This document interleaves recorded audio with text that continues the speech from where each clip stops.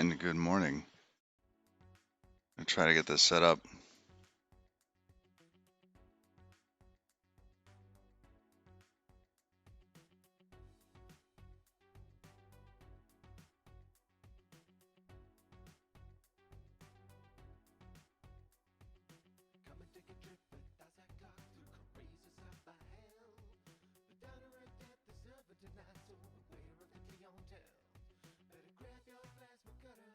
All right, just getting the network silenced.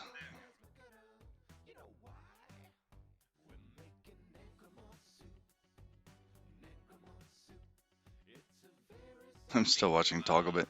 All right, we're almost there.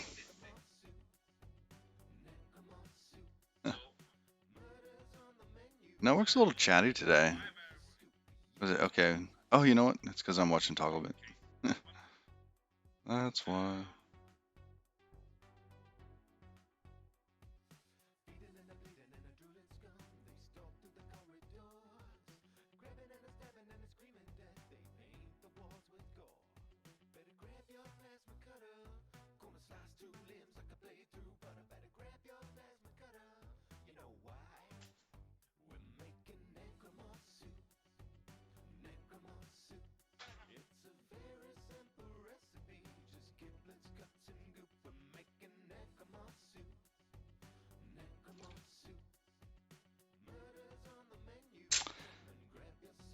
I think we're close to being set up. So we're gonna get going with this.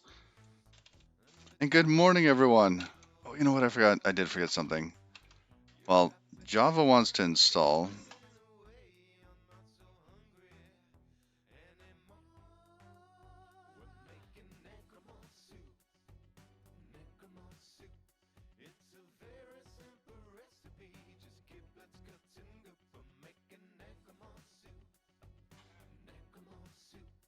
I'm gonna do a quick check on some of this stuff. I want to make sure that. Let's see. Did we get any?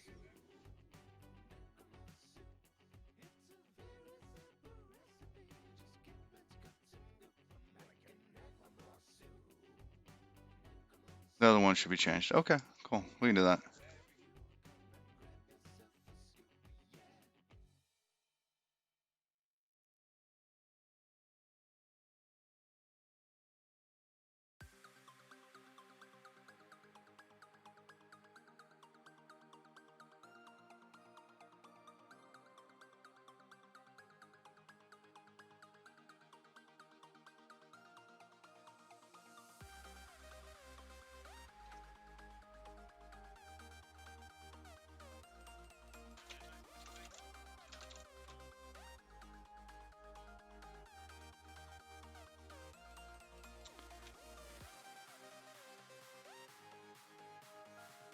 All right. Looks like I'm raiding myself. All right. Get back into doing some of this. Hey, good morning, everybody. How are you?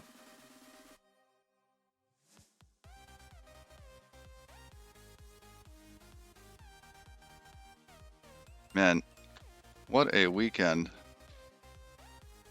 How are you? Good morning, everyone. Yeah, we're just getting going. So, while Togglebit is struggling with cognition due to low blood sugar and whatnot, I'm struggling with cognition due to having just rolled out of bed, actually.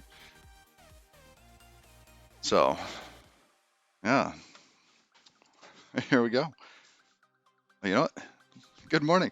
I think we should probably first. Where'd my list go? There it is. All right. First, we're going to start with a bad joke of the day.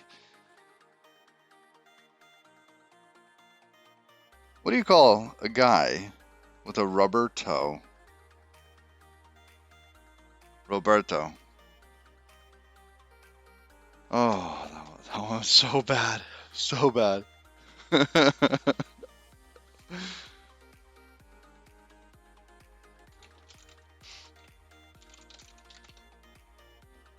Yeah, I was thinking that if I could set up my wakefulness schedule for getting rated by Togglebit, that'd be good. All right, Togglebit, you take care. Oh, the joke was just horrible.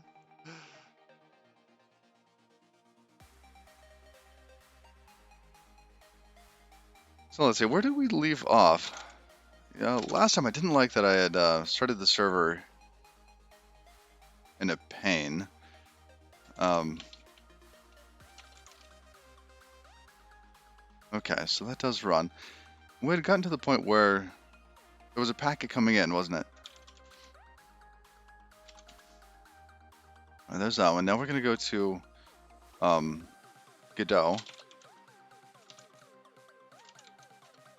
My little fancy builds of Godot.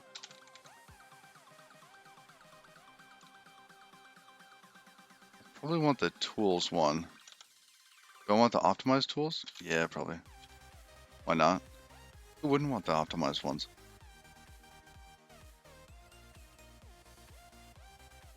Yeah, we're working up to 24 hours of Rust. It's like one of those team-based sort of programming exhaustion exercises. I don't know. Oh, that's probably a black screen, isn't it? Let me make sure that it's actually going to Godot fine. Yep. Oh, there it goes. It's not finding it.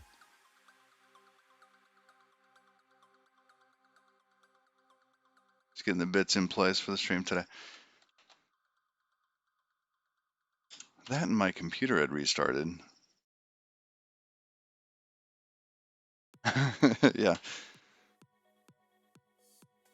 And we'll usually do like clean up some of this stuff before the stream. Or left. Whoops, wrong one. Close that. This one needs a resizing.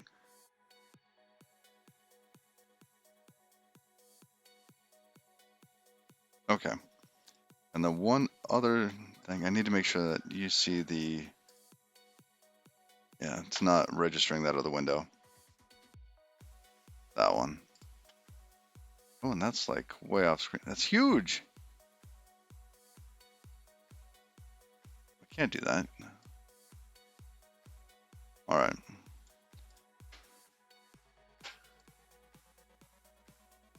So let's see. We had made it to the point where we were logging in.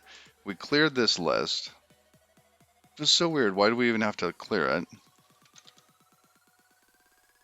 We're getting the auth pack, and you're switching from auth over into the character section. So we're character channel. We got this incoming message in channel 1, and we have some info. But nothing happens past that, so let's figure out why. See, all my buffers are gone. Man. We are back to wiring up the client now. Yeah, login works.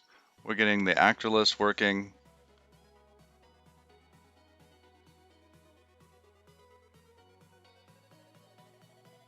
All right. So in this case, we're getting a packet coming in, hopefully to this point. Oh, you know what? Why is that? Yeah, it's going to be incoming message, and then at some point, huh? Actually, I'm a little confused. Where's our log message? Oh, the log message is in, is it server lib?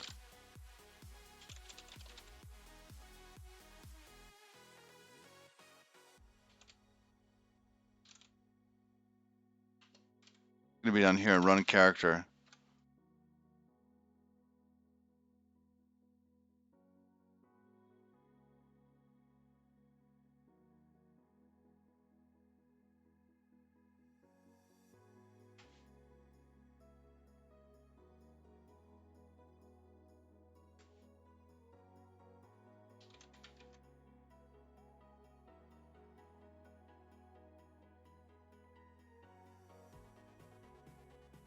So we're seeing this character packet print out. We pin that. And then we get some tracing going. Okay. So this should work. Unless it's dropping that character packet, which it could. Is there any reason why it would drop it? Stream connected. Let's see. Yeah, we drop it for that. Disconnected, that's fine. Incoming message. Let's see. We have stream ID error, etc.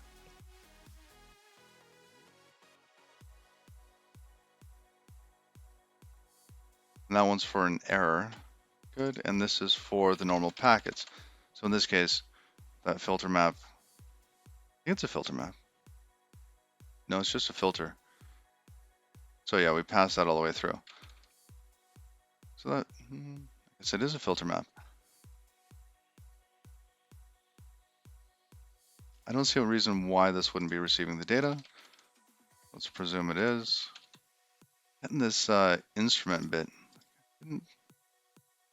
something's a little different with this compared to, I think, the authentication. I think we cleaned up all the tracing on the authentication, but didn't actually get the tracing cleaned up for this.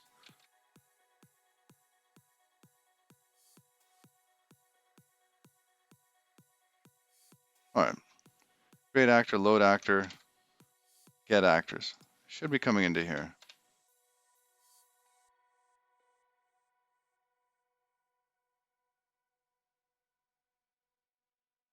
What if you don't have any actors? I'm pretty sure I trashed the database and rebuilt it.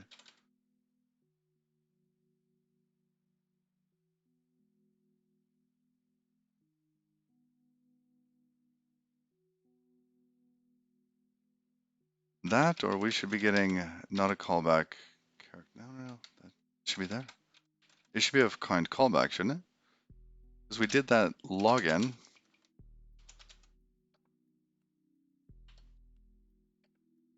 Well, it's not in login, it's in actors.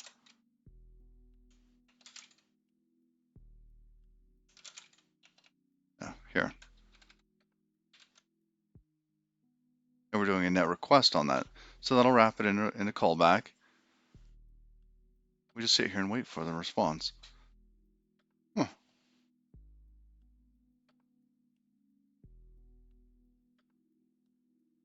Where's my water? Man.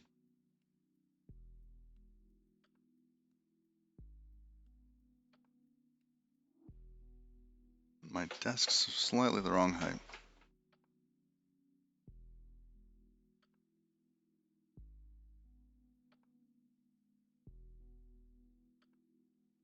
So last night we built a little temporary sort of guard door for the goats so they can't kind of get out at night. They're really good at tearing up their fences. I need to get some heavier gauge fencing for them.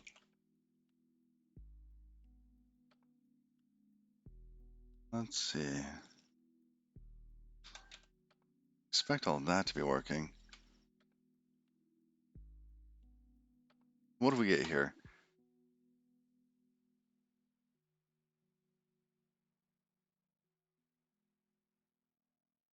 O1 A, say 0. I've forgotten how to read this.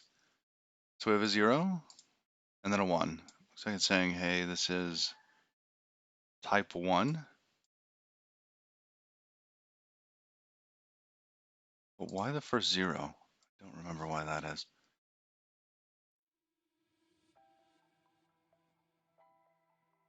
I didn't think we used 2 bytes for the stream identifier. Why the 2 bytes?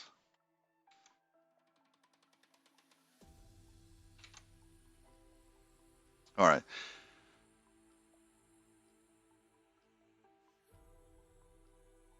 Yeah, the /0 is just a null. The OXL1. So yeah, yesterday we were looking, and Museum shared a link where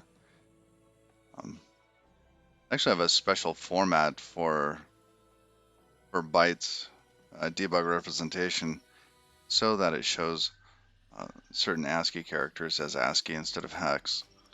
So it seems intentional, and they do /0 just for that too.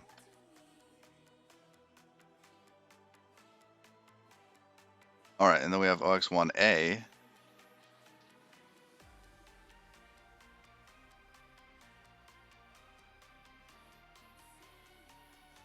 Man, it has been so long since I've been in that protocol.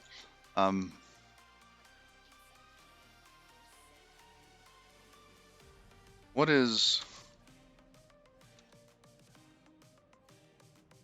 Let's see, 1A in ASCII is going to... what is that? It's 26.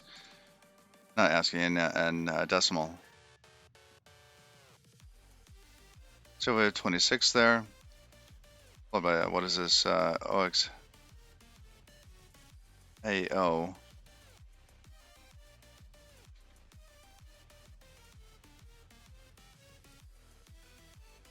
160?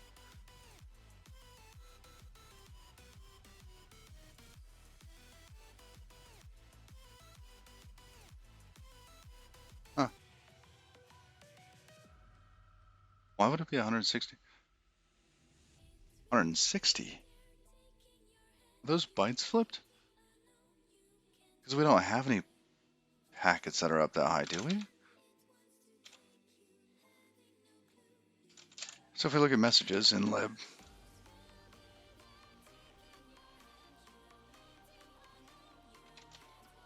no, we don't have anything like that.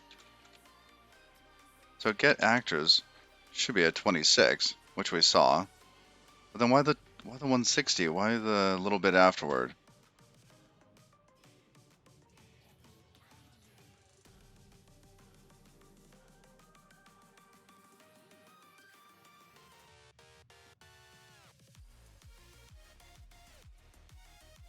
Get actors is just empty.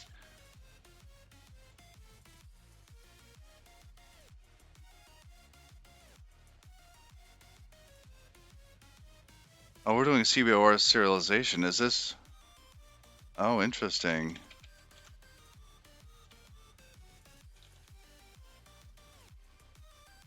Maybe we should look at the tests.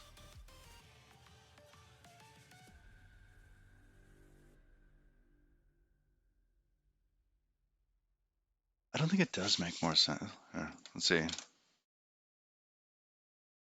Yeah, we don't even have a 10 here. That and the 26 was spot on. The 26 was that kind of packet, but then it shouldn't have had anything afterwards. I think the 160 is probably some sort of CBOR serialization, bit of info. So let's see. What is it? CBOR.io. There we go. Am I accumulating bits? I don't think so. I don't think there's anything extra. All right, we want the first one. A few details. All right.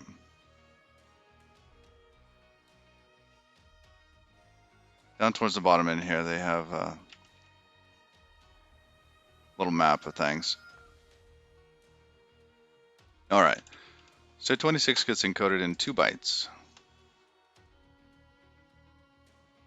All right, no, where is it?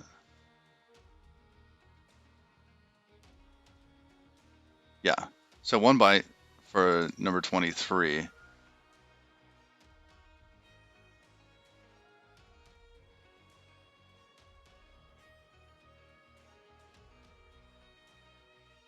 And 2 bytes if it's OX19. Okay, then AO.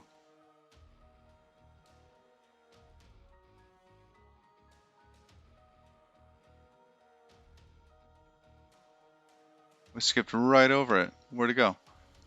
AO. It's a map. Okay, so it's basically an empty map. Yeah, we want that serialized as nothing.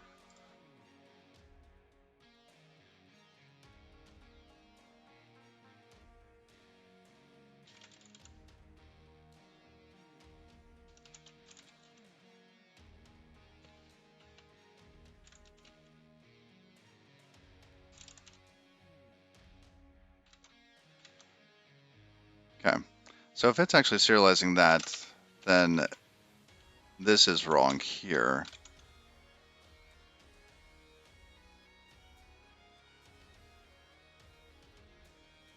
getting that from bytes doesn't make sense. Because maybe we could get it from a packet, but there are no bytes that we want to represent this with.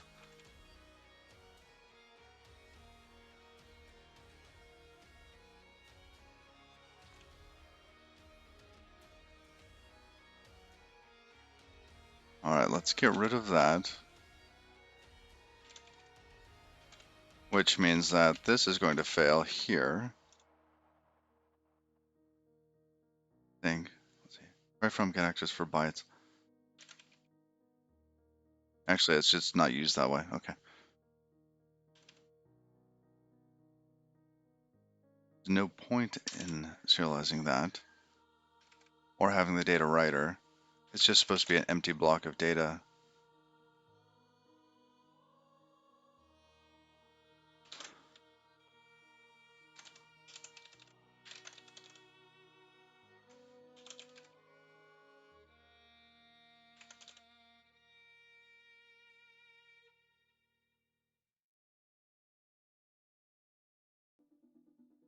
That looks better.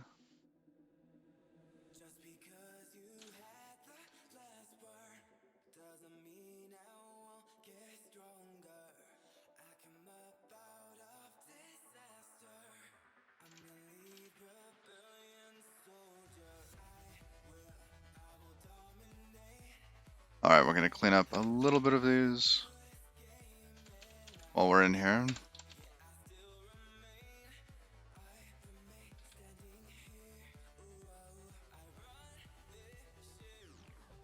Okay.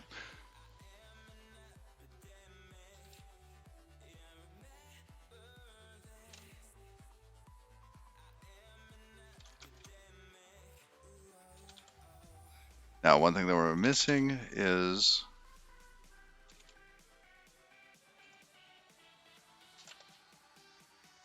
our build. So we get the client library built constantly. Make it easier to iterate. Hey, Zenacron, how's it going? Happy Sunday.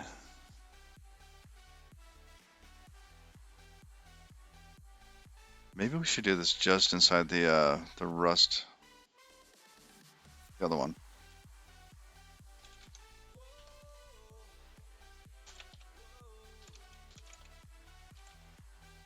That way we're not building the server constantly. I think what I saw yesterday on the stream, but I didn't bother to point it out, was that the workspace would almost constantly rebuild.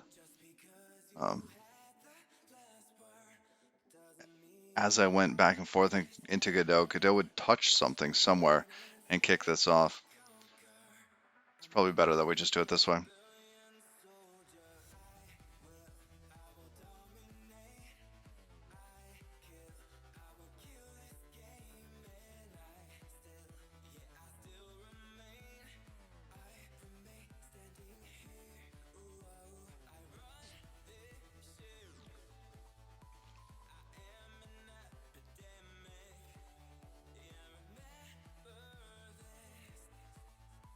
Okay, that's good.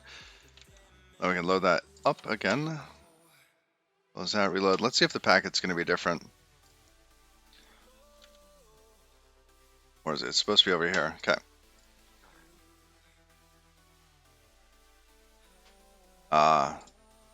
See, it doesn't go back into the client mode when I'm in this.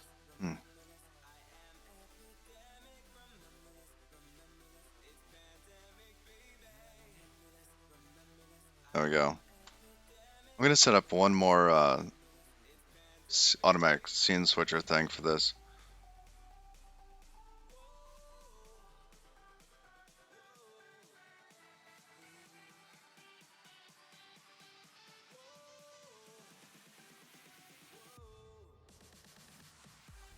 Oh, and now it's just a guess. Is it this one?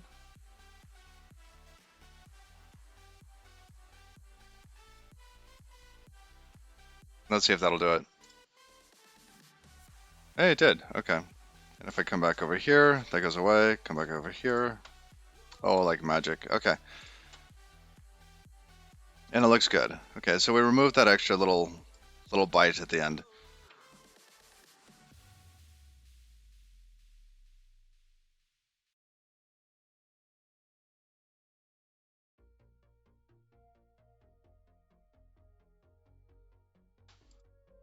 I ever tell you guys about this project I worked on? Um, I actually had hardware on NASCARs, and NASCAR is. I'm not a sports fan, and I want that up front. It's just to give you a little context.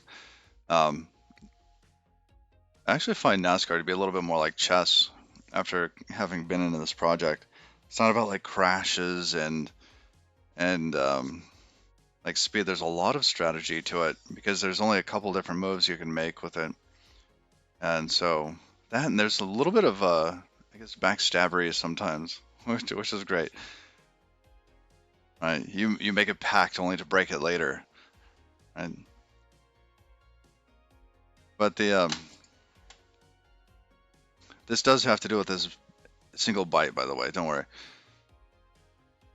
But they screwed up our project because they removed a grounding wire that was to the frame of the NASCAR because they replaced a steel washer with a nylon one. And they will constantly go over their cars reducing weight, like all the time, even if they don't need to, right? Just so that, like, even if the driver is like super light and they have to add weight because all the NASCARs have a minimum weight, because at least they can add the weight where they want it. It is crazy, but this is like us replacing that steel washer with a nylon one. And they do that all the time. It's like optimize first. It is so crazy, so backwards from normal software development. All right, so we have this incoming message that comes in on that looks so much better. It's not, it doesn't seem to be throwing anything. You know what we didn't do today? Let's start that other bit. Uh, Tools. I don't know how much I trust this script at the moment. Let's try it.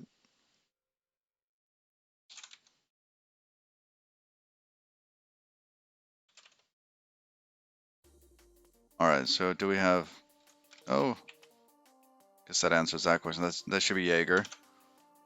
Jaeger's pretty cool.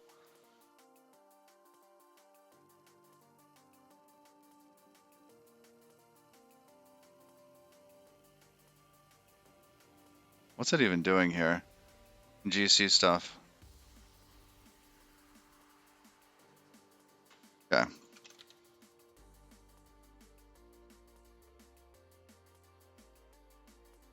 And for some reason, I've gotten the server screwed up so that it doesn't like to shut down, which is just it just it's like that pebble in your shoe. All right, and that should give us this window here. Perfect. We run that again. Log in. Log in. Stream ID 1, yes. Let's go to. Yay, look at that. We got a little incoming message. Stream character. Process. Logs. Not a callback character. Oh, this is just a warning? Alright, so we are getting that, not a callback character.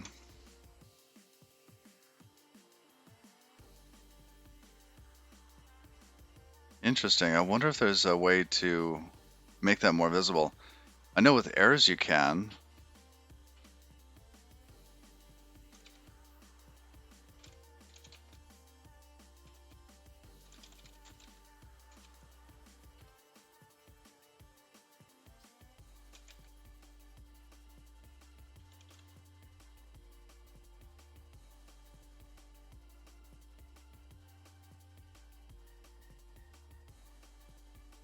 Alright, that should make it a little bit more obvious. But now it's saying it's not a callback character. That was it, wasn't it? Not a callback character. Good, the tracing's working. It just wasn't obvious what the error was.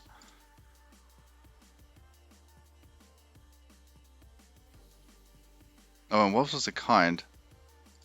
The kind with that was just callback. Oh, that is interesting.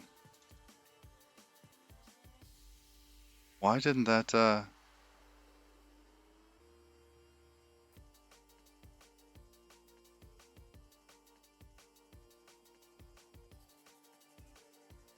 Oh, drat, because we didn't unwrap that. That should have been callback.packet.kind.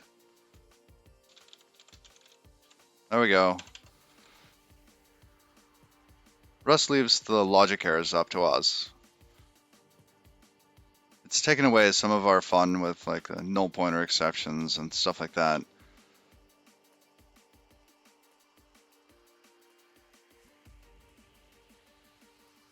All right. Just make sure we got the rest of this right.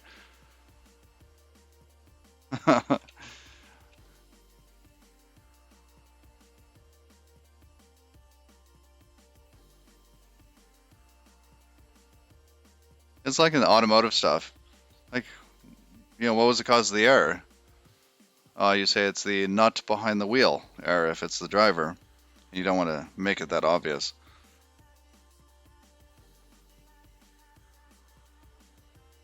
All right. Oh, did it? It actually died correctly that time? Hmm.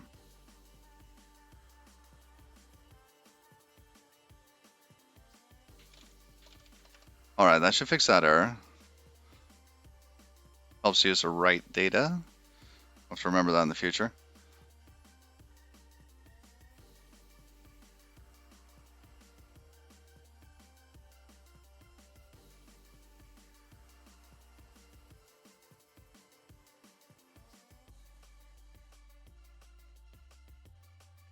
All right, there we go.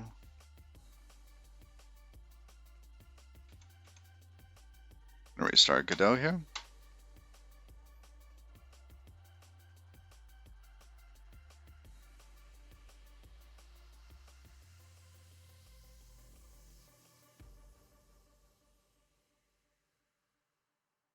Okay, so that should have matched.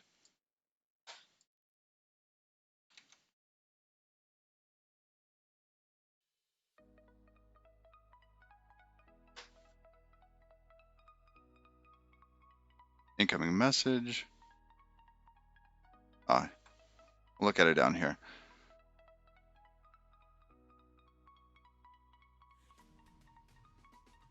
Oh, get all for account. It actually made a database request. Set entity IDs. Oh, lovely. Did the client get something?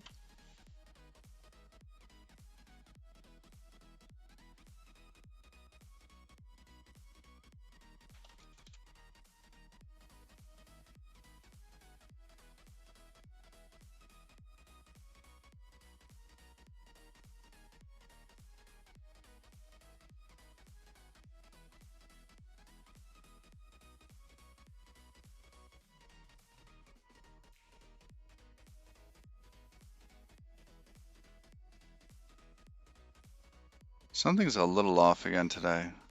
The network's a little punchy.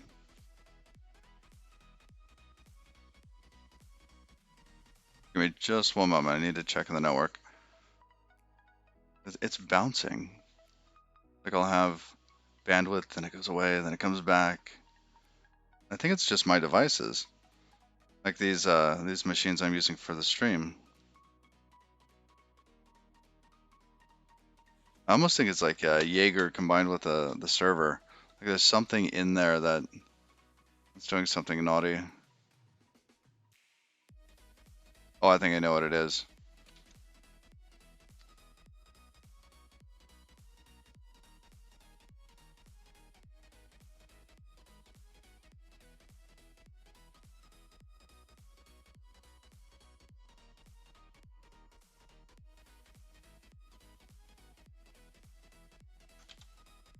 This is going to be in the tick. We're actually tracing the tick. Let's stop doing that.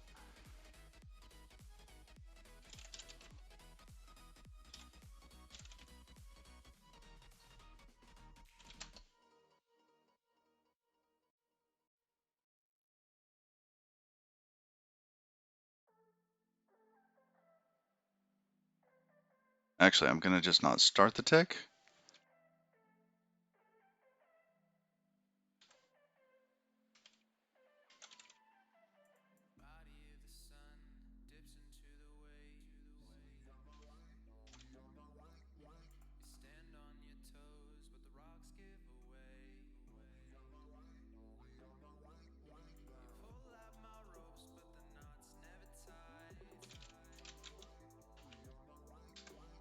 All right.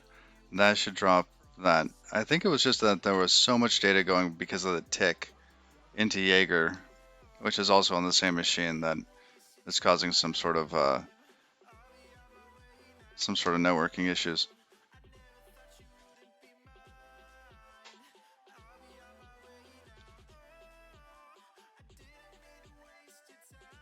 Okay.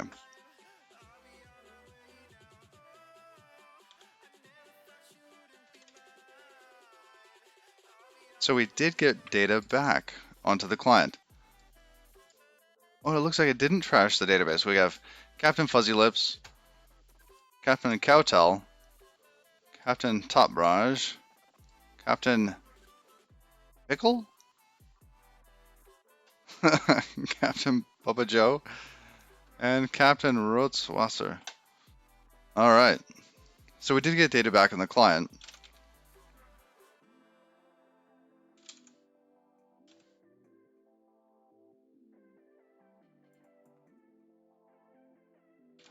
So it did get back here.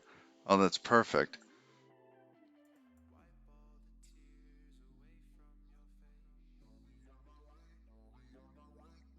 Interesting though. What packet kind? So that's actually a list of bytes. We have to deserialize that somehow.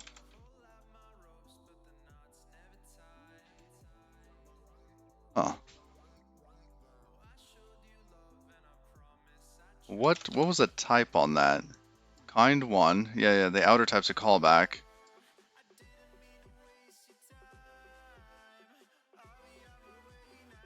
See, what is it with this OXO1 bits here?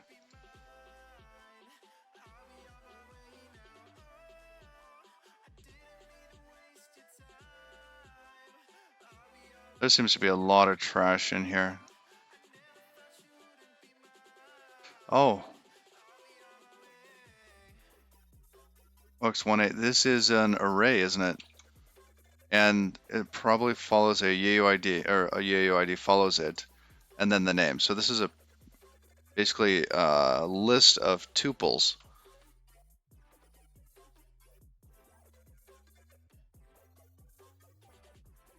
Got it. Okay.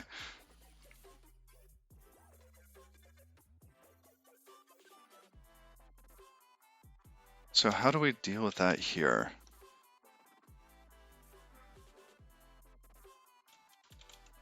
Do we have a type actor list somewhere? We do.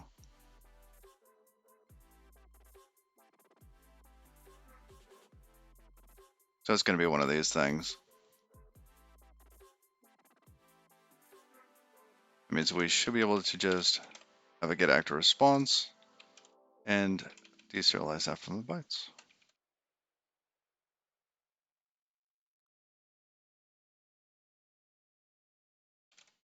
All right, back to the login.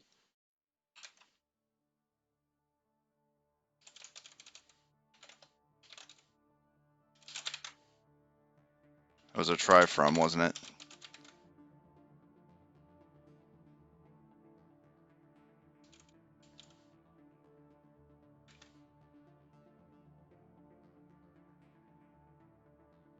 Should we validate that that is the right kind even?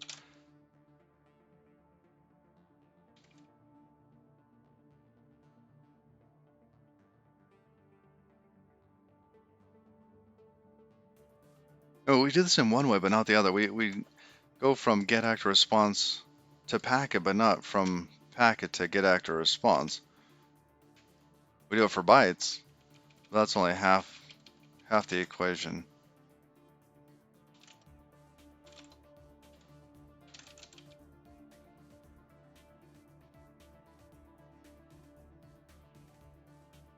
And Kosal, thank you for the follow.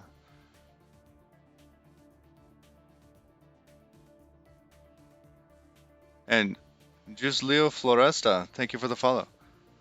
And if you have a preferred way of saying those, let me know. I'm very good at butchering these names, but I think it's important to get them correct. So let me know how you want to said. Example from packet for get actor response.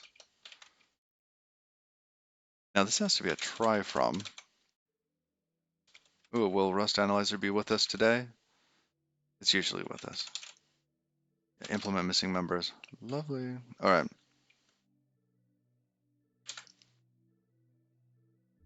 Looks like it's going to be a message error. See that on 27. Oh, what was that? Oh, wow. Huh.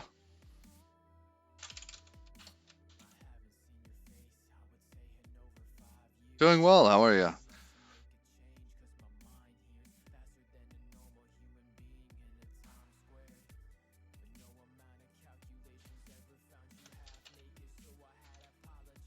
All right. So the first thing we need to do is check to ensure that we have the right packet type.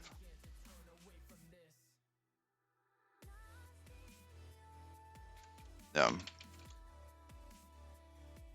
It's all right. Juice Leo Floresta.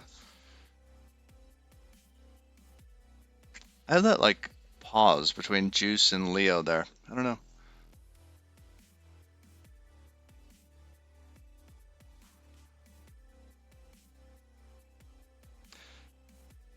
All right, let's actually validate that the kind is correct on this. Should be that.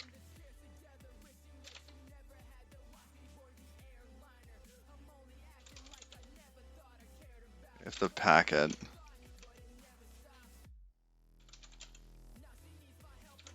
Wow, Rust Analyzer is like on the ball. This was a half-written statement and it still replaced it.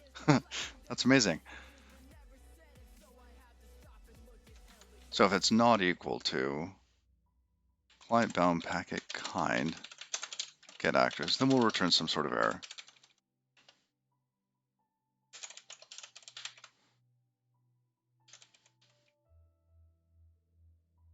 What kind of error message though? Invalid packet kind? Probably.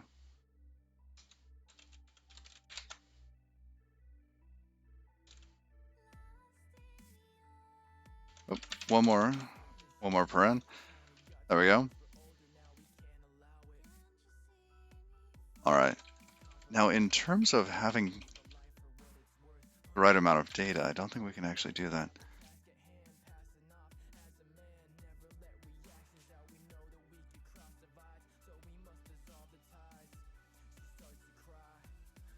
I think I'm going to start moving away from this style and using a try from on the packet so that we can have the packet kind validation on there.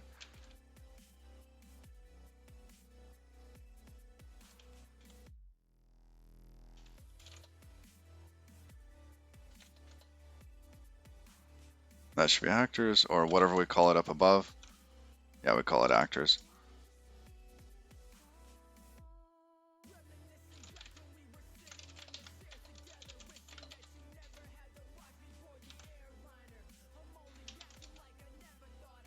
All right, that might fail. We'll try out of that. That should automatically convert there. Should be good.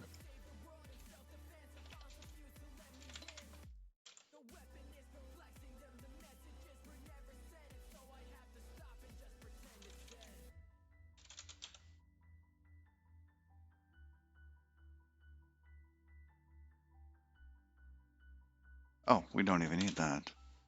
Question mark colon.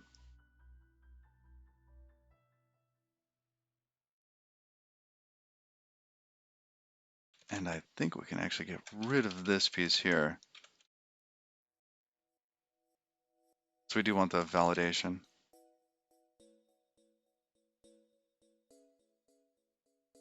I think serialize, was it serialized? No, the one for packets here. This is a two writer already. Expected a semicolon. All right, now in this case, we try from this actors.data. And we could fail, or we could match on this, figure out what we're going to do. Let's see, if the client can't parse this data from the server, something has gone really wrong. We're going to expect Godot on this.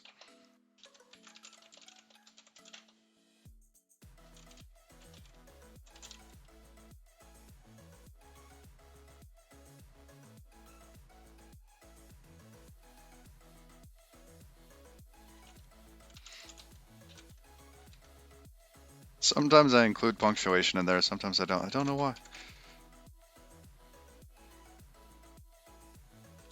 All right, and that should be in messages, I believe.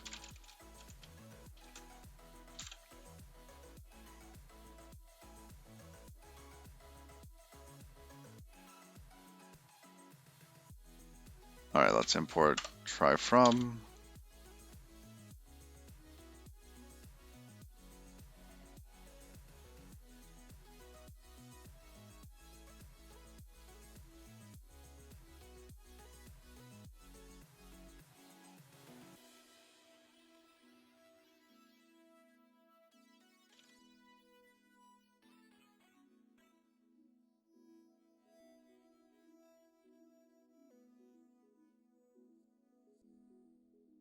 Good. Now we have that new type. We should be able to see a little bit more data as we log that out now. Let's take a peek at that. It's 4. Cargo watch. Okay, so that built. Here's our client running. Close that. Give this a run. Log in.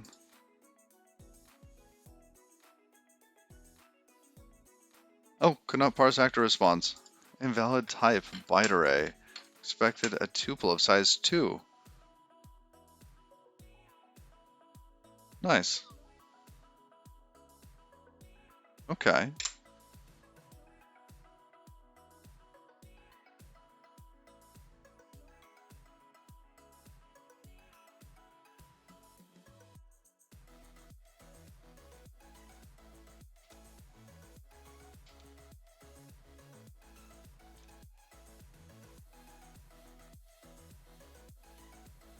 Because that should have been a packet. See, it actually failed in the place I wasn't expecting. Yes, I developed the client and the server to the game. It's not actually using JavaScript to do the scripting. It's actually using Rust to do the scripting for this.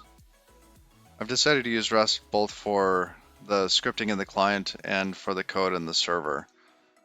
It's just so much easier for my brain to tackle.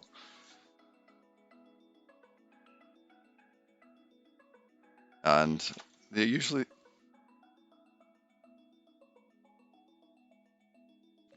excuse me. Usually the next question we get is,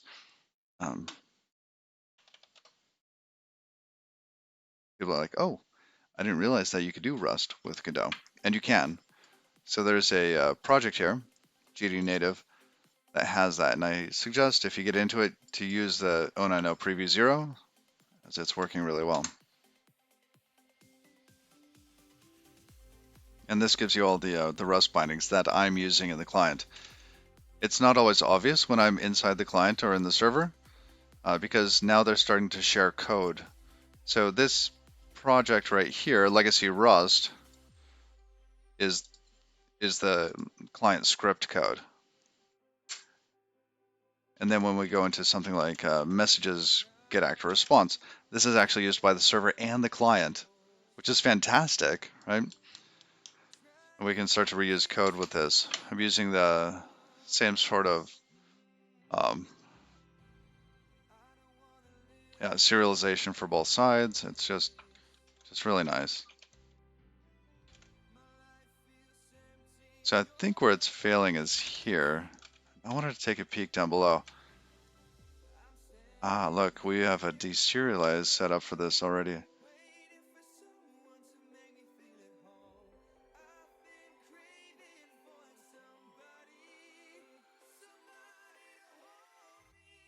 And what was our error? The error said byte array, invalid type byte array, expected a tuple of size 2. Huh.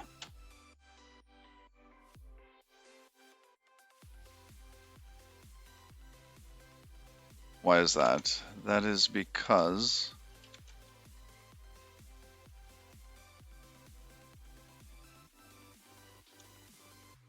so our get actor response is a type actor list, which is fine.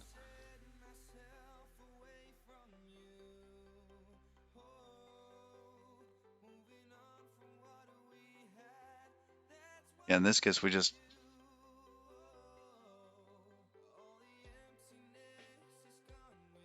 it serializes the whole of the thing, which should be fine. Actually, I think this should be marked as transparent.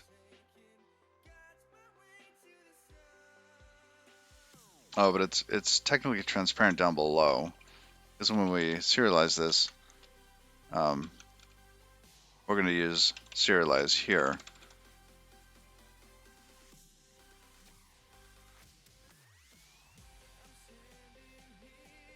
And thank you, Wardley. Yeah, I'm actually converting from GDScript. I had a bunch of this already written out in GDScript, but just wanted to have like a common language between the server and the client. Because going between, I was using the editor with that Python-like syntax and no Vim bindings, and I hadn't set up Vim to use Godot as a language server. So it was a little disruptive to me, but it was good. I think we need to get the tests working for this.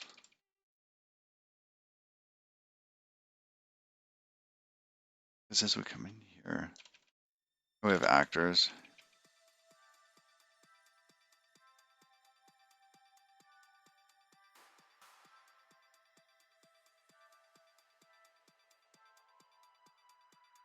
This is for deserialize though.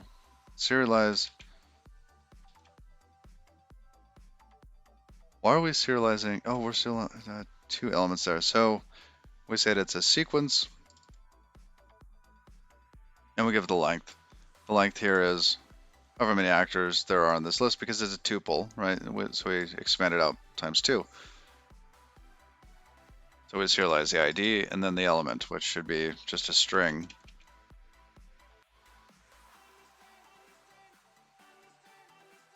This seems okay.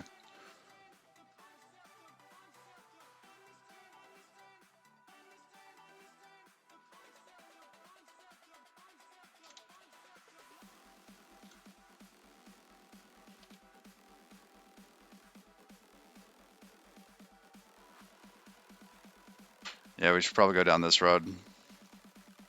I didn't want to yet. I'm gonna fix some of the tests.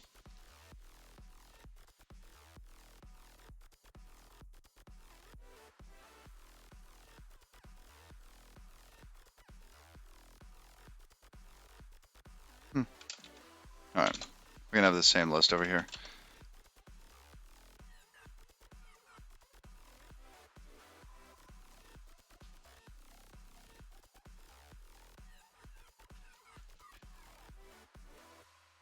Oh, these are the integration tests though.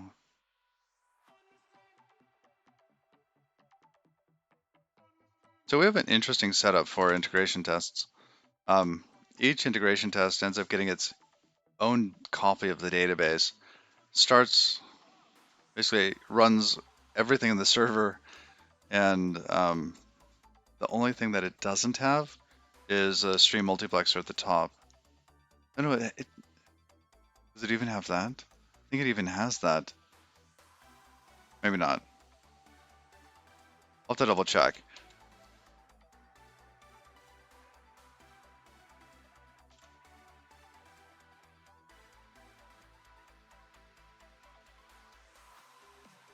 But yeah, some of these packets actually changed. So our login packet that we just recently changed doesn't look like that anymore.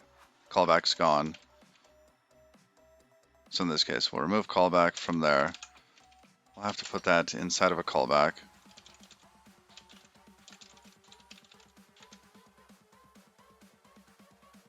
Let's rename this to like request ID or something.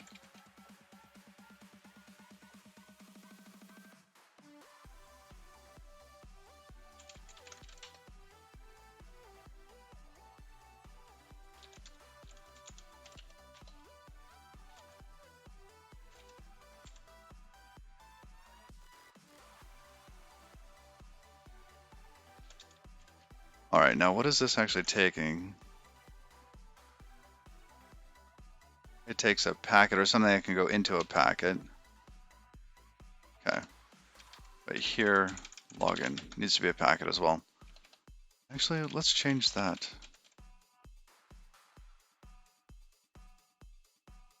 This one here. Nope, not that one.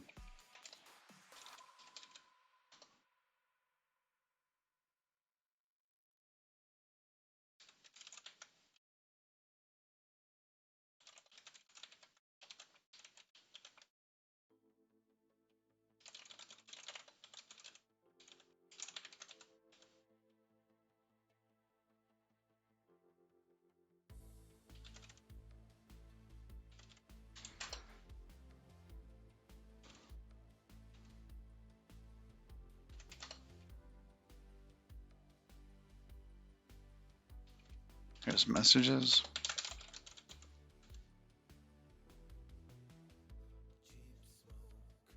All right. So at the moment, we're fixing the integration tests. Callback new, ambiguous associated type. I don't have associated.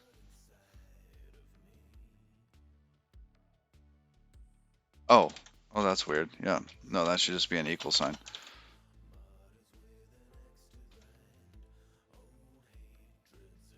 We're not going to send login. We're going to send callback.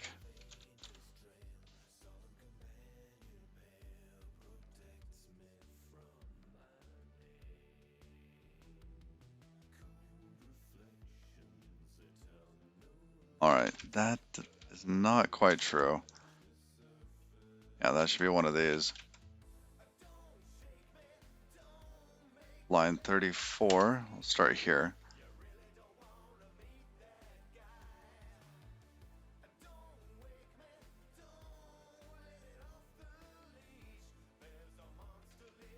And that's implemented for incoming packets. That should be fine then.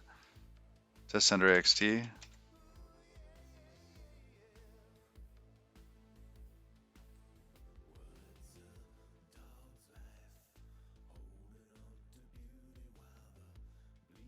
Oh, you're eating Raisin Bran Crunch pancakes?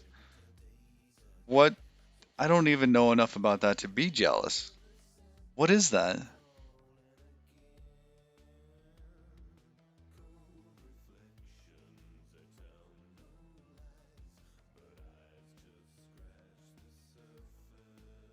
All right, so this test sender AXT got a bunch of these utility functions on it, and for some reason it can't find that. Why can't it find that? It can only be used if it's in scope. Yes, it's right here. Okay, it's in scope. What about server auth? What is that? Server channels.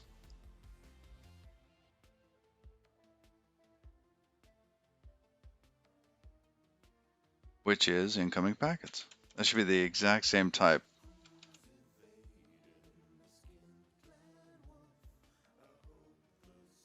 I think we're missing something subtle on this. Maybe the rest of the compiler errors are causing an issue?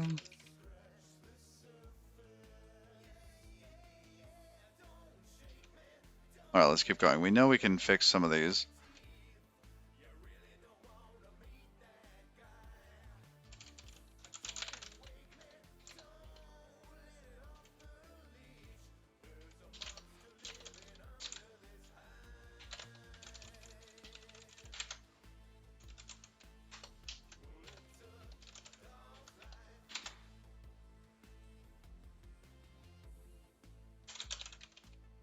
That should be a callback. Yep, we got that. Failure callback should be the same.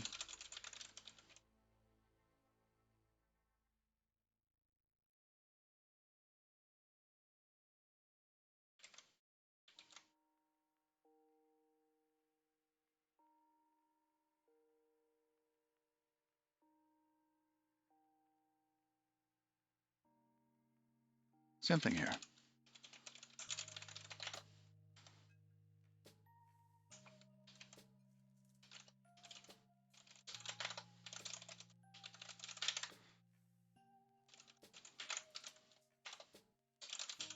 This is for create account. Makes sense.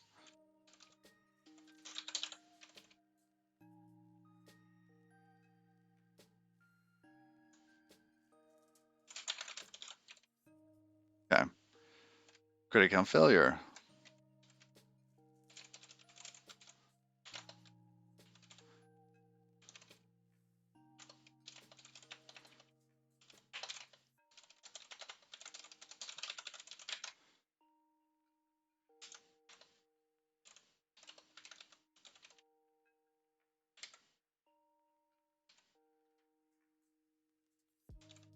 Okay.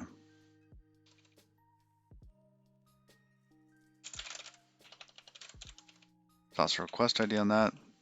That should be the file.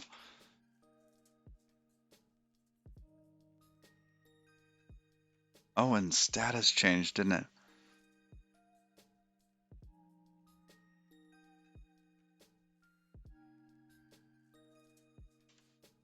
Status now just has error number on it.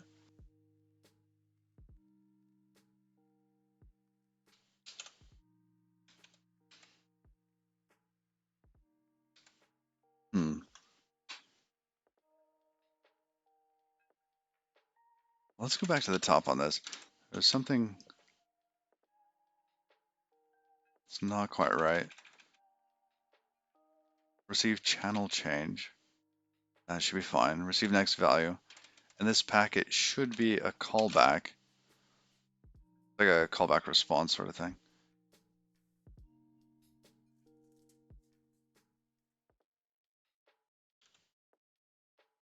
All right, but why are the other types not falling in line there?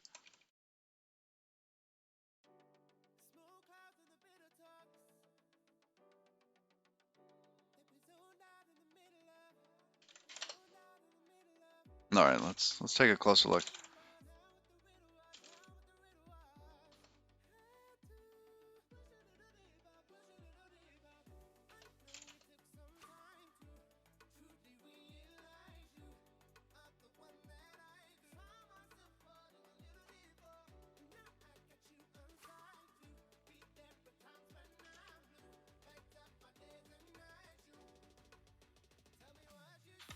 All right, where's the first of the list here? Get actors is defined multiple times. Oh, it is. That could be part of the problem. That could be a big part of that problem.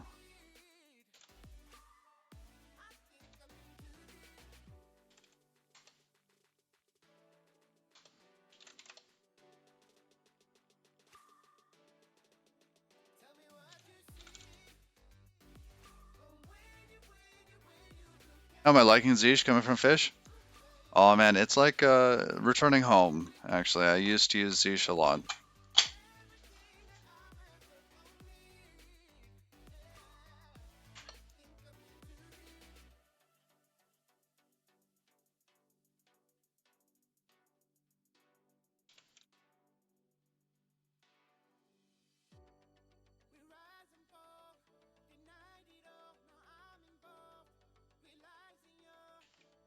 Alright, that's a first error.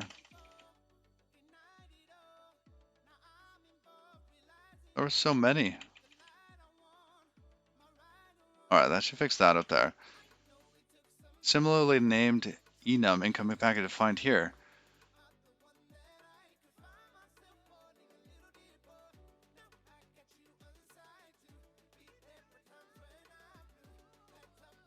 No, cannot find type incoming packets in this scope.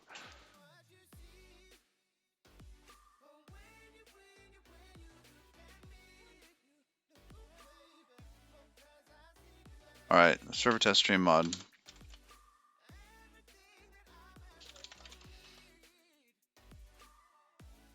That's the other problem. That's why these aren't working, because it doesn't know what those are. Use stream util incoming packets. We probably want all of those. We want incoming packets, outgoing packets. So this there, I think, is outgoing packets.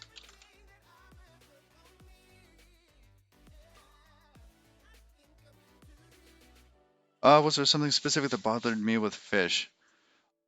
Yeah, this here, I like to have history searchable, like easily searchable. Like, oh, what was that thing I did? Cargo, what was it? Oh, that's right. It's called release or whatever, right? Because sometimes I don't always remember the exact command that I had figured out before, or it's something with a lot of parameters or something like that. And fish, I actually have to reach for the arrow keys on that, which isn't very far, but it's unnatural. So it just slows down my workflow in that regard. I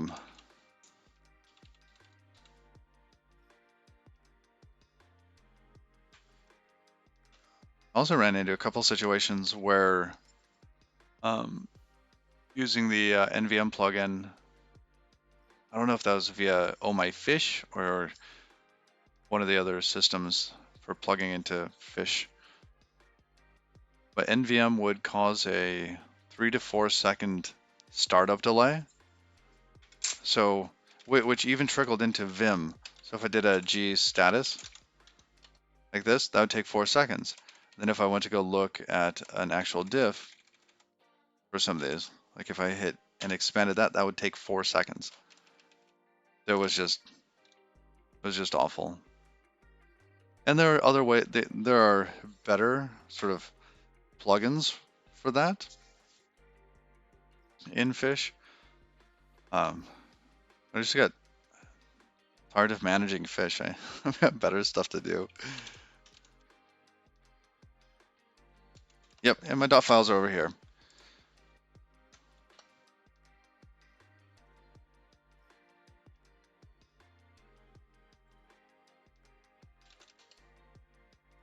All right. Incoming packets. No method name send found for mutable reference. Receiver. So this is a Tokyo's MPSC bounded receiver. So it's a channel with a bound on it. Yeah, you're welcome. Is that Masafil? The text is a little small on my screen. You're welcome. So we have a receive packet with receiver. Sorry, that's a receiver of incoming packet result packet.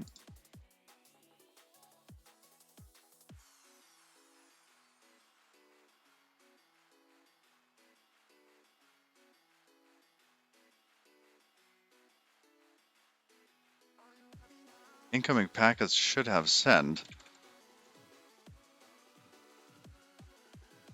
No, that's outgoing packets. Oh my goodness. Why would an incoming channel side have that? No, that's not correct at all. And then what about down here? Okay. Outgoing packets. This didn't get changed.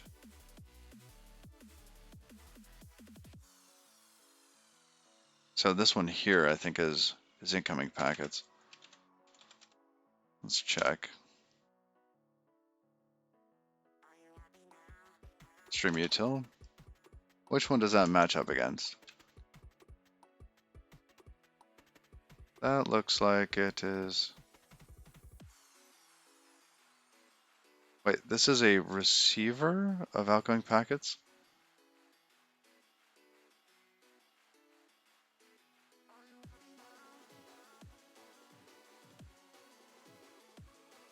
Okay. Yeah, I get that. This one's much more test code related.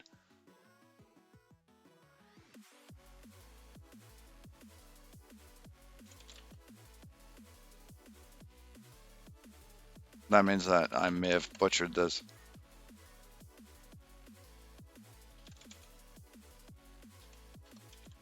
All right, let's make sure that's in scope.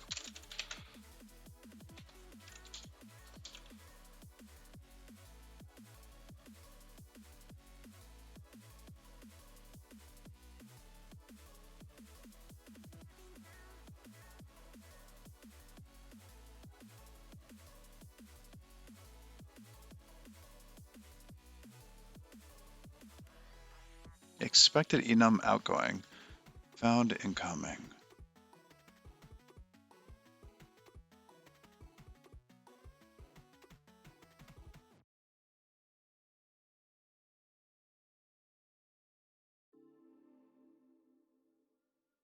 Yeah, completion in history. I think Fish does an amazing job of completion.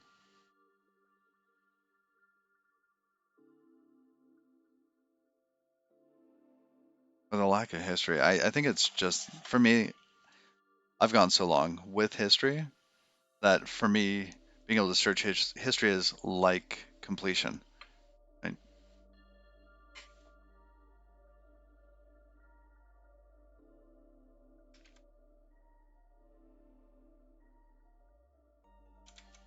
All right. Somebody butchered this. Oh no, not that. And then I quit Vim. Okay, let's try again.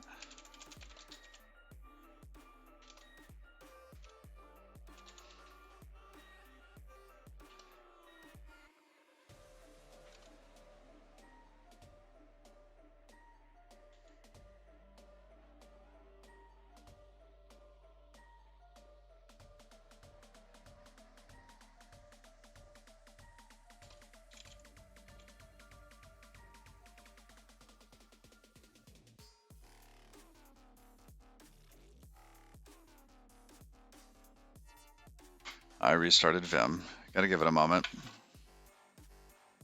Rust analyzers gotta warm up again. There we go.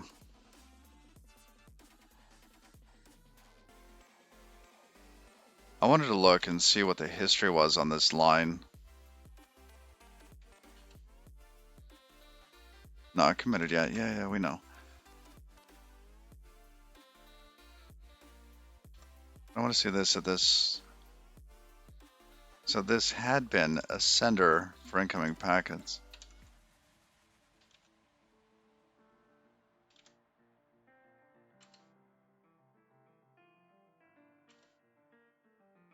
Just put that back.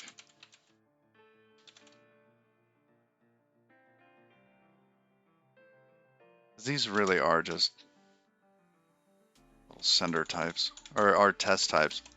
Yeah, those don't even matter up there. Yeah, that should actually fix a number of errors that we were having.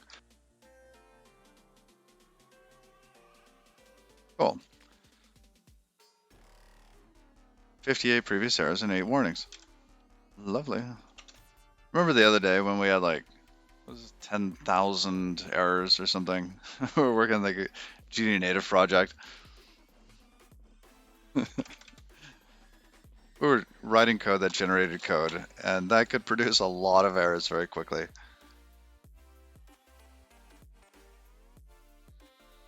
Just gonna get their own fish history. Yeah. Yeah, in times like that, I end up um, with just history grep. Foo. I ended up doing that a lot more than I wanted to in fish.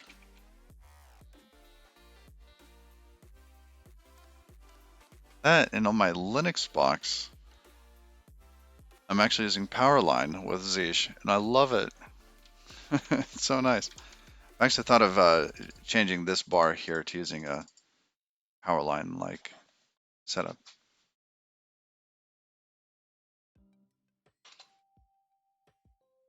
All right, no method named. Send message for that.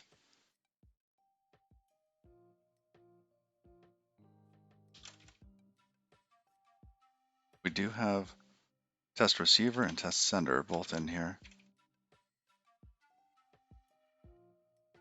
Server outgoing.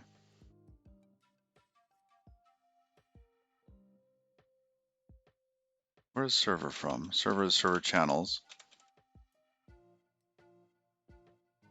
Oh no, I did it here too.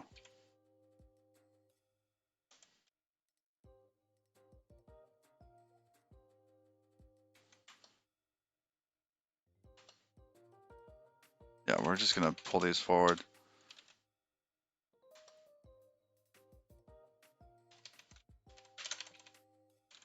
didn't realize when I swapped those that these are opposites of how the rest of the system works. So this is a sender of incoming packets instead of being a sender of outgoing packets. And the outgoing is a receiver of outgoing packets. It's a little backwards, but it's for the test system, the test harness for this.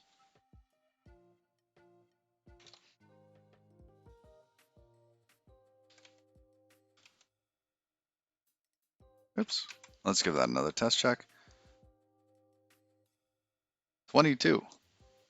Oh, look at that. Half already. And now we're down to kind of real problems. It's my water.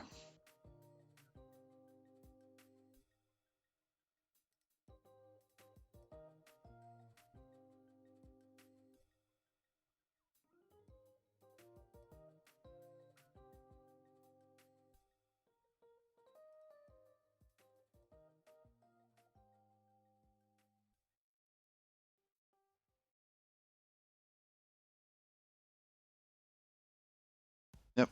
Okay, so subject's not going to be on there, and that's fine. What we want back in this packet is going to be... Wait, what are we doing here? This is a login with args. So we send the login, and then what are we supposed to get back? Let's check the client code. Or we could check the server response code, either one. But the client already has it right.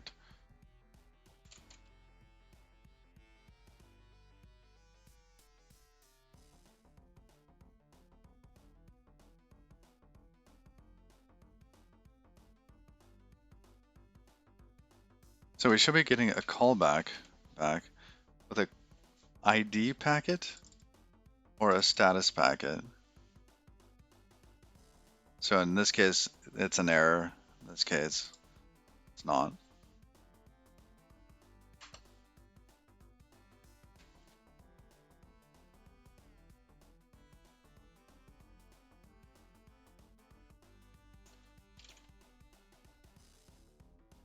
I think this is going to be callback again.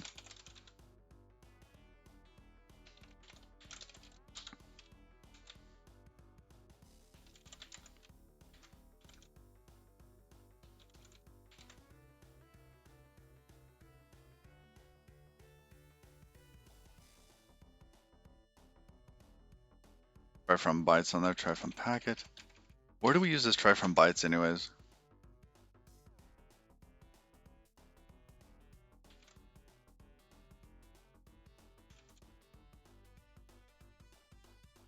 Surfcat, how's it going?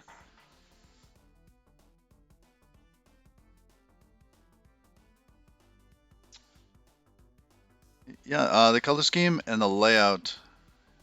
This is mostly, I think this is fairly up to date. We might be missing this little window change in here, but I do tend to update my my dot files occasionally. Once I get them to a place where I really like them.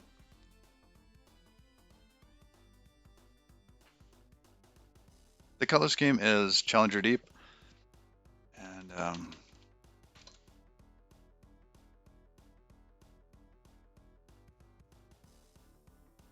yeah, it's NeoVim and a fair amount of plugins actually, but they each do something that I want.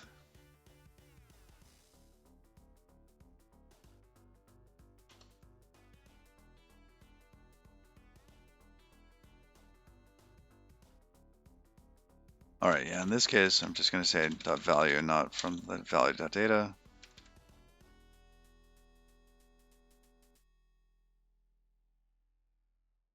Parse error.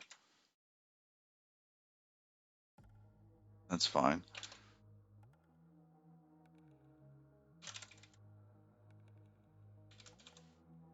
I want that extra check. I know that it's checked right there.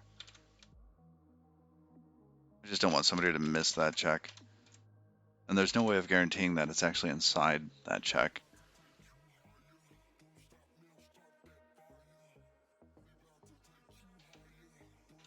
All right. Only 2 places. Wow. I thought there would be more.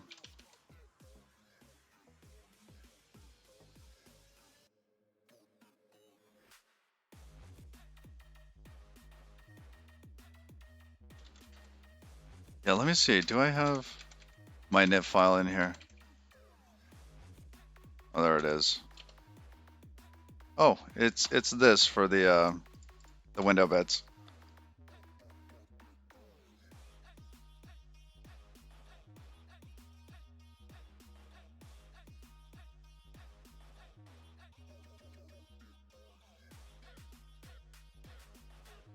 But yeah, if you want to clip that or whatever, that's the changing bits there. And you can do this so that the window size isn't as big. So because when I'm streaming, my window is actually fairly small, so I can fit the aspect ratio I want. But usually, the way it was given to me, actually, one of the I forget who it was.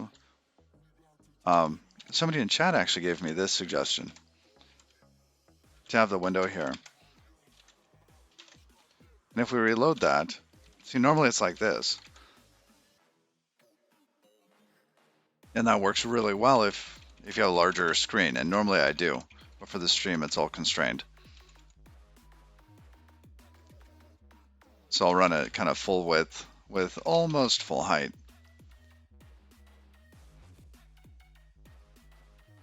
All right.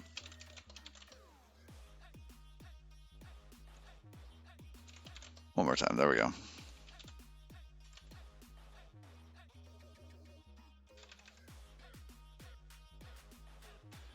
Need to check something. All right. So we were going back into callback, and I was going to remove this code here. So I don't want to use it like that anymore. I wanted to check subject. There it is. I want to do the same thing there.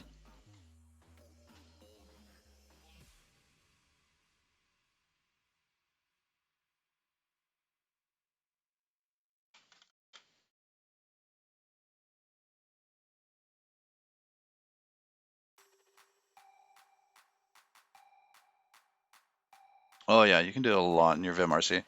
In fact, in NeoVim, you can run Lua in your vimrc.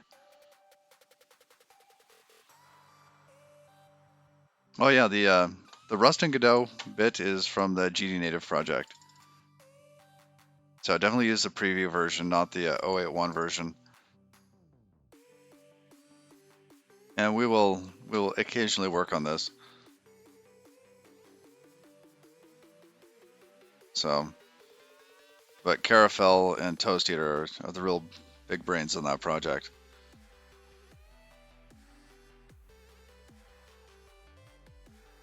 All right.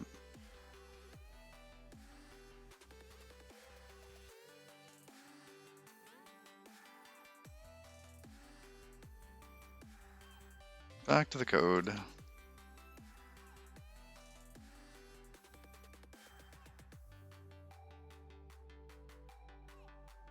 Go to fan. We need a GD native command for all the people ask about GD. Yeah. Well, I've got a Raspberry Pi sitting here, right? And one of these streams, we're just going to work on that. What do I call it? I think I call it Bob or Frank or something.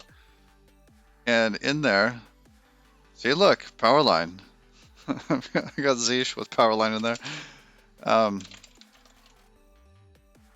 We've got Capitan, which is my Twitch bot.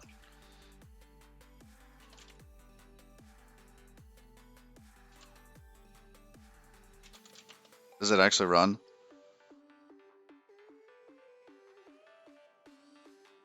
I updated. So yes, this is a Raspberry Pi 4 with Rust on it.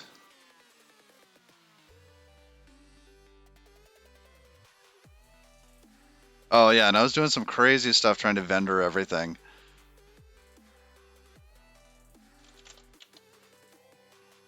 What was it? Actually, I should probably just not do any of the vendoring anymore. I was trying to build Godot and GD script stuff on the Pi. For whatever reason, I just got that in my head, and I had to do it. So I did it. But one of the problems was that it was just so CPU intense, and the Pi's a good box. It just doesn't have the same horsepower as some other machines.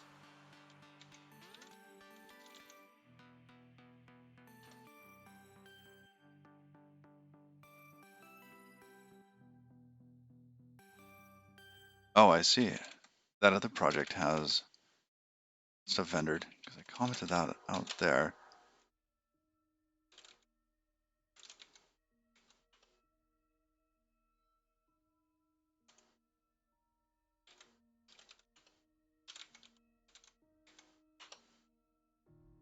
Ah, there it is. Yeah, we can just remove that.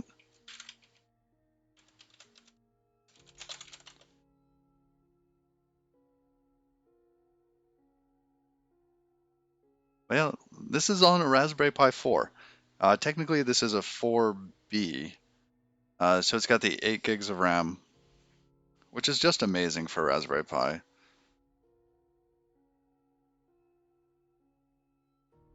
But yeah, that'll take it a good bit of little time, but we can just monitor that. That'll cook over there, and we'll get the Twitch bot running again. It should be able to handle a lot of these little cases.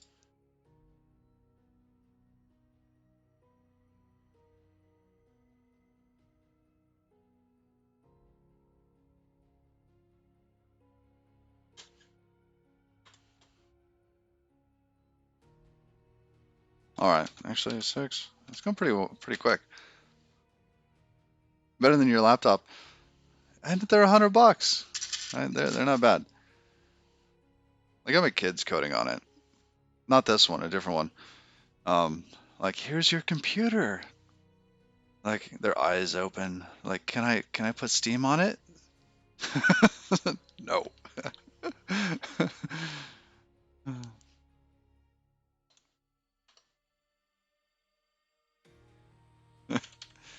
All right, so we get the callback back. Oh, man, my back's a little stiff today.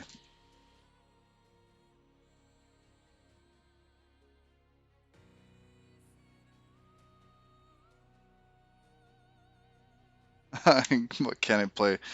Minecraft and Roblox. Oh man.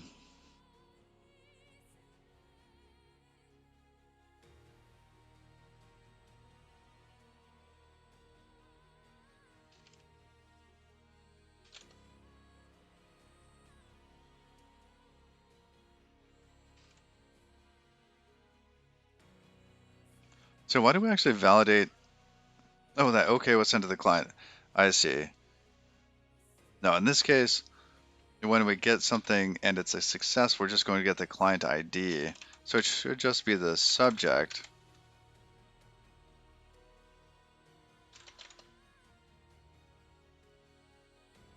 What do we call that?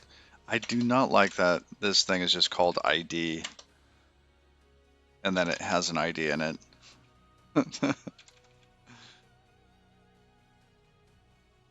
We should absolutely change that because this is why it's gross.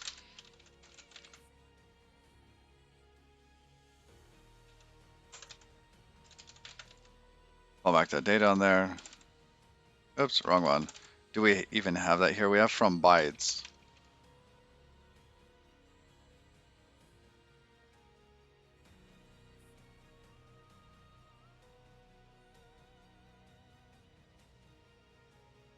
So yeah, this is where I want that check on the packet.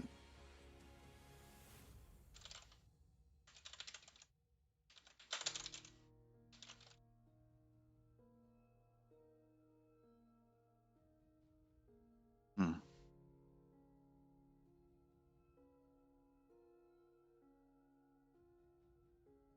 Interesting.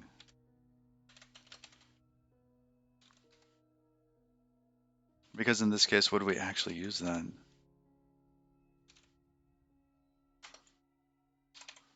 Let's go back there for a moment. Because in this case, data is just bytes.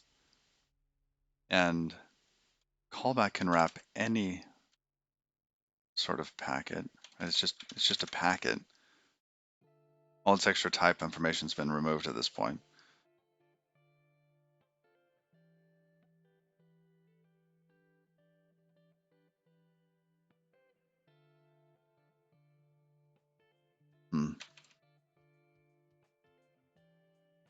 So yeah, we really want this to be a try from packet. It should be callback.packet, not callback.data. Okay, that looks better.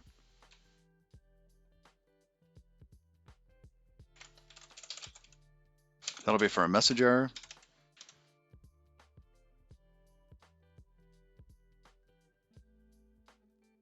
And then what else? At this point, let's rename that.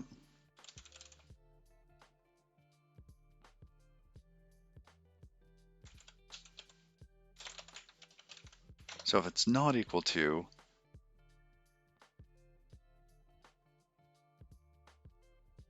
let's see, server bound packet kind, : ID should be there. ID callback? Oh, we call it subject.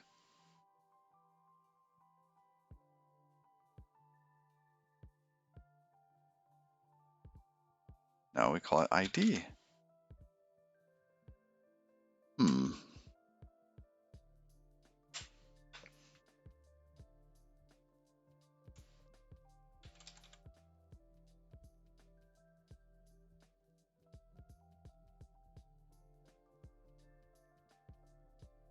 So if it's not equal to that, we will return an error.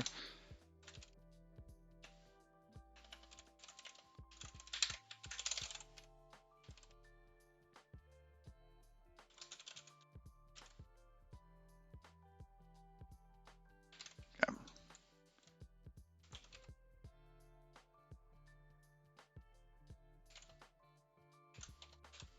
Cast that as whatever you figured out, compiler. All right. So if we have that, then we can deserialize the rest of it.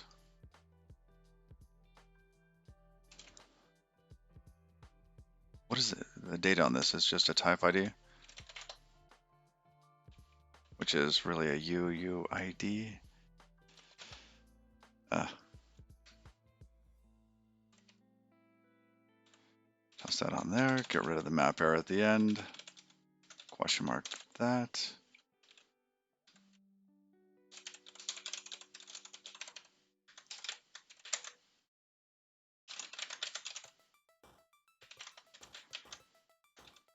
Oops, no semicolon at the end of that. All right, now can we actually get rid of this one?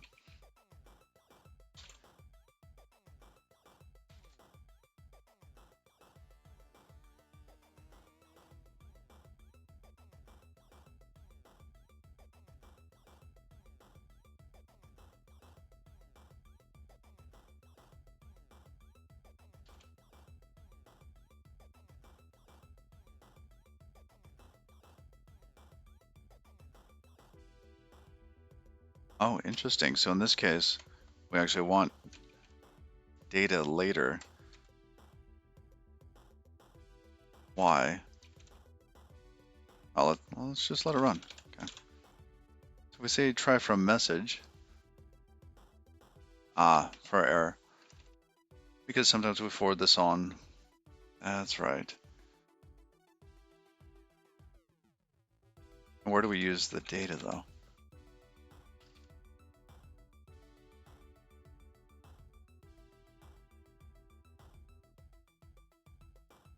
That's a good question. Why doesn't Packet implement the copy trait? It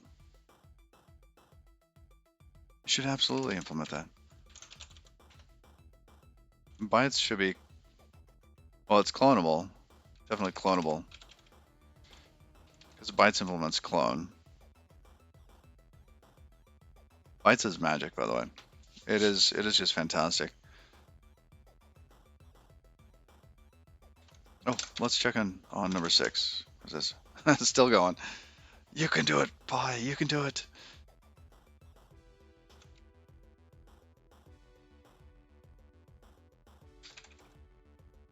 Okay.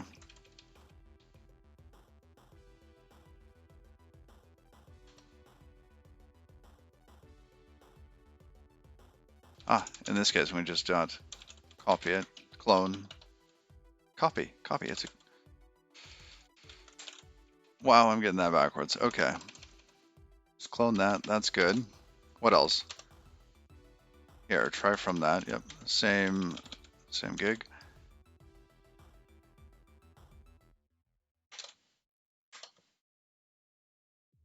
And this, here we're doing a try from data on that. Why? Where are we? We are in the login section.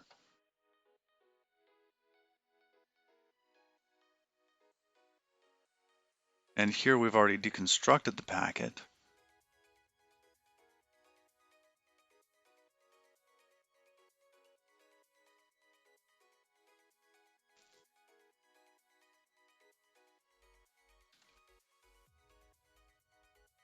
Yeah, I want to change this for both of them.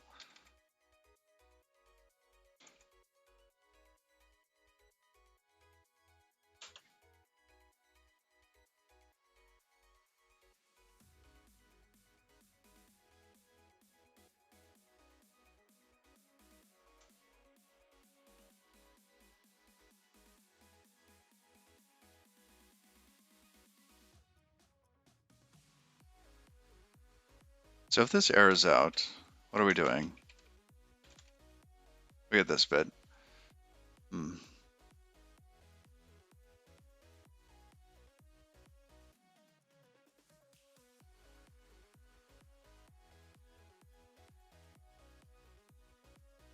And in the other case, we just have the error. Okay, let's go ahead and match early here. Let's take the response off of it. Or excuse me, the result.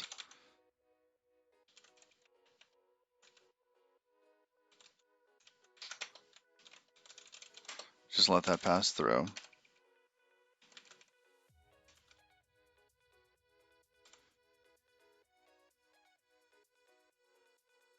Okay.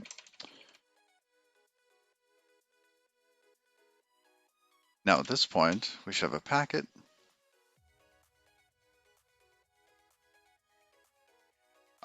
And this should be a packet.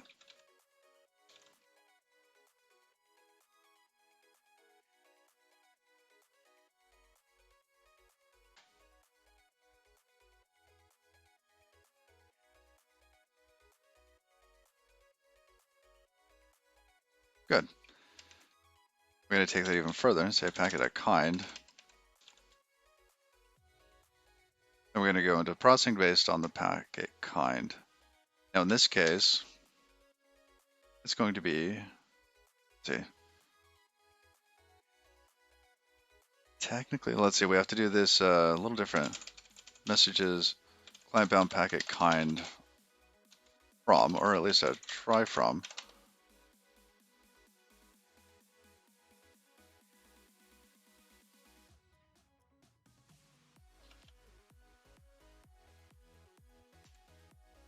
Yeah, it's a try from. Because we have certain ones that we don't know.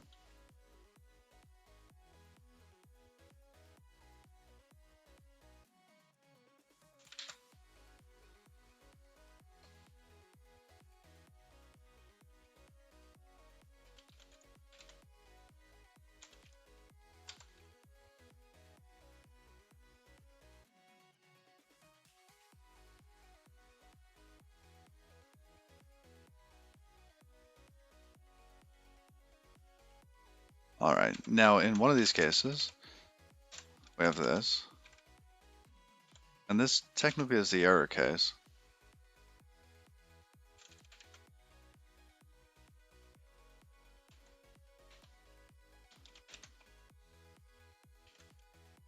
Actually, that falls into a number of different cases. We could just let that. We'll put that at the bottom. We'll be pulling some of these other pieces up.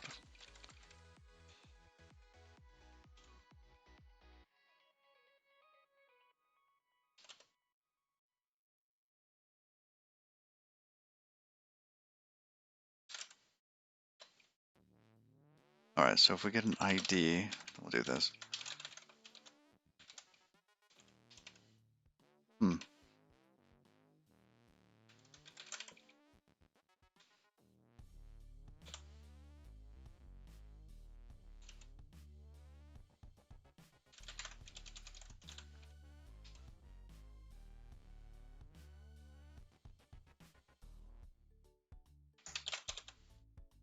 There we go. Now for status.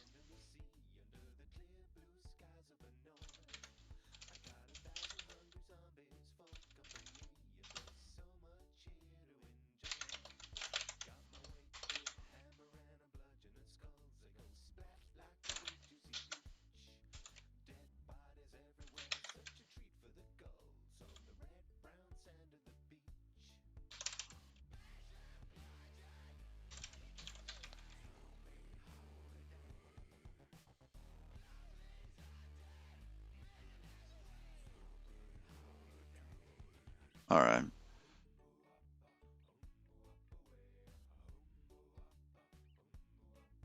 Now in this case, we're going to try from send result. And it doesn't have that yet, which is fine.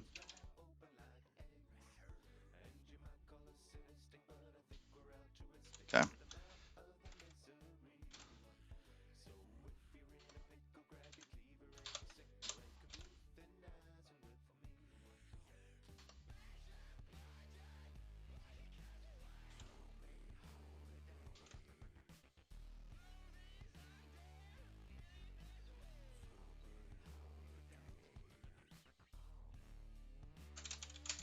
It's going to be for status.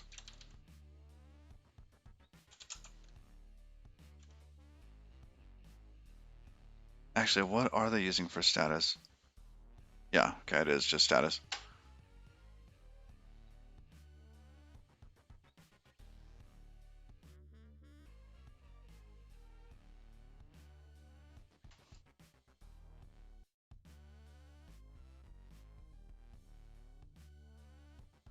So we check the packet kind.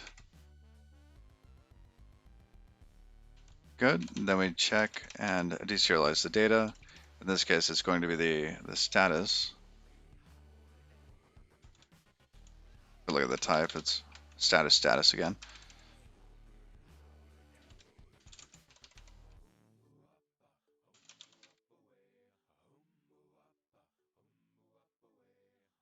Yep. And then we can get rid of this one from bytes for that.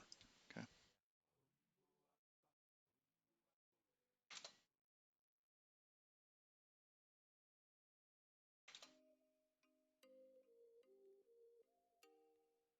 Oh,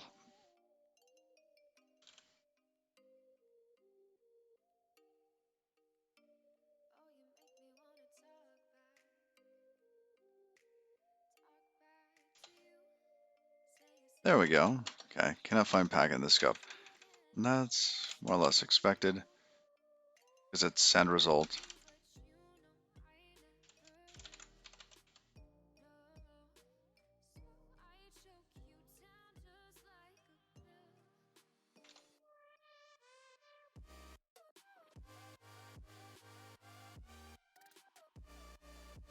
Good.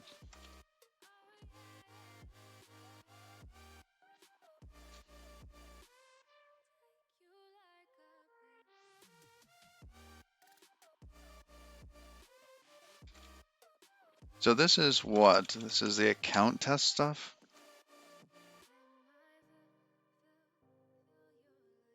And at this point, oh, this is where we were about 30 minutes ago. Oh, let's check in number 6 real quick. Ooh, it's done.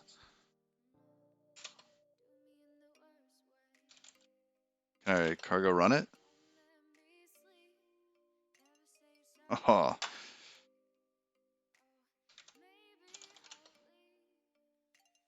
there we go.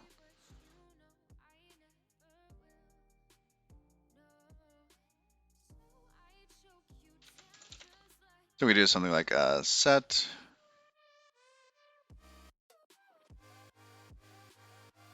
Let's see. Do we have? Dot file still there? Oh, we do. Look at that. Do we have a GD native? We do. Perfect.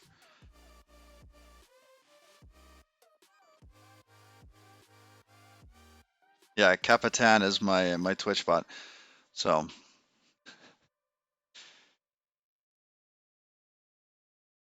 Capitan is back.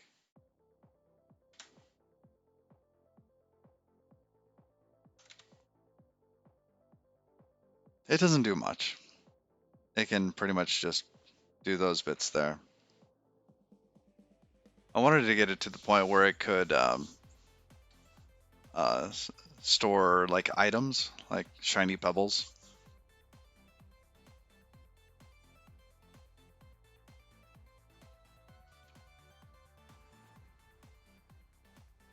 All right, now here in this case, what are we doing? No packet on callback. Callback doesn't have packet. What does it have? Oh, look, it has packet. Oh, but we want to do this from ID. I don't know. Oh, it's a result. Of course, of course, of course. All right, and because we're in a test, we should be able to just bail on that, right? No, that returns a type ID. So we'll unwrap instead. Okay.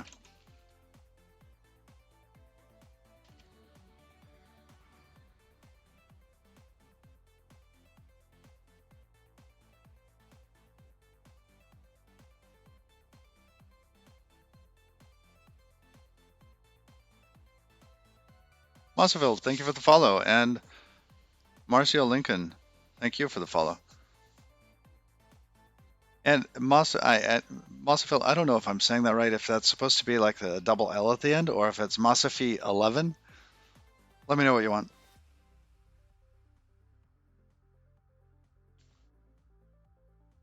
All right. Now this packet kind, that subject doesn't exist anymore because we got the ID back. The ID is this. It's asserting that the subject is none, which it doesn't need to do. That was just kind of a wart on that test.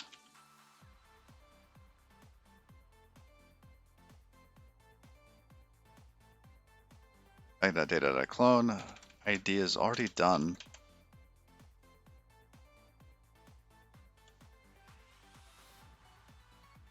The packet kind on that isn't right either. All right, so what should it be? Let's just stop trying to port that. And so this idea, this try from, if that doesn't work and fails, that's fine. That'll bail the test. What else should we check on there?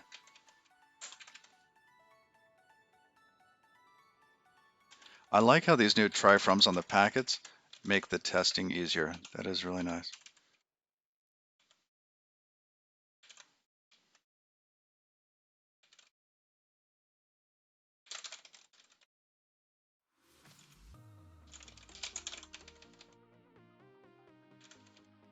All right, and then we just return ID, which we could do it this way.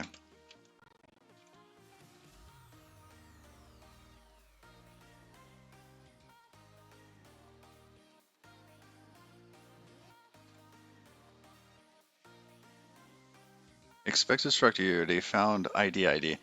Ah.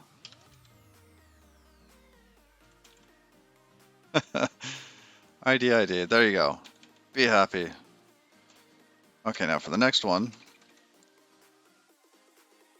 This is another login, but in this case it fails. In this case we're going to get status back. But this message here, it's really more of a packet.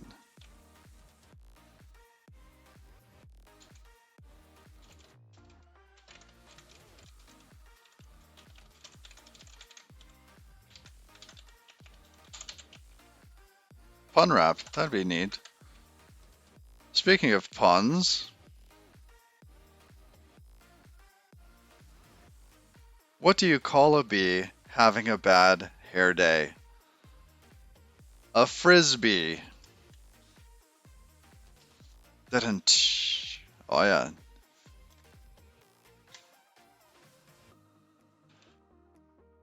Sorry, I had a typo here. If you missed it, I did a pun wrap on accident, hence the pun.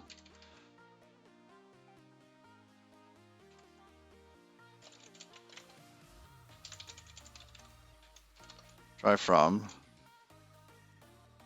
call back to packet. Oh wow, almost again. On or up on that.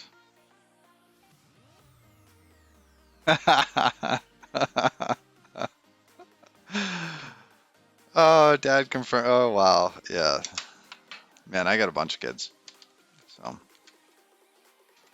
let's see. We got to try from here.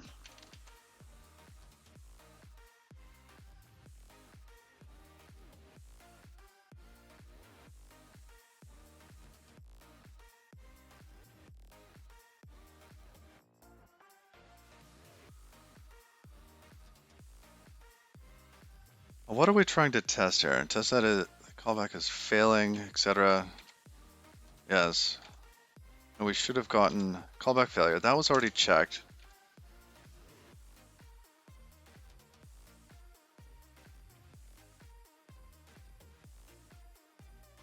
Oh, we should have checked that the callback had the right right ID on it.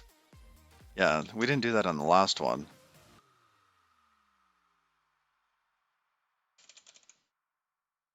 So we're going to assert equal. Let's see, what's our expected? Our expected is request ID. It's defined up above. All right.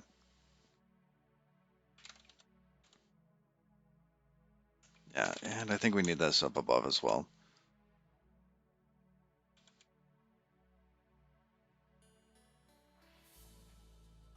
Okay. So we should have gotten back a response to our request, hence the same request IDs. The payload of that would be another packet. So we have status there. Test that it is a callback failure.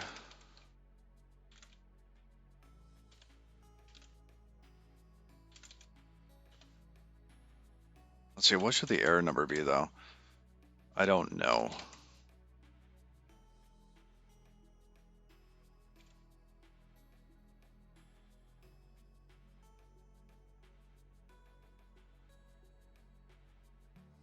Username is not valid.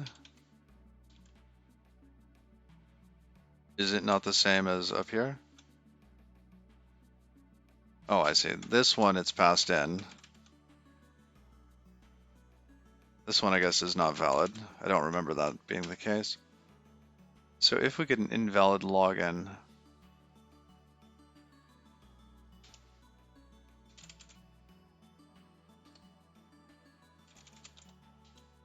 status.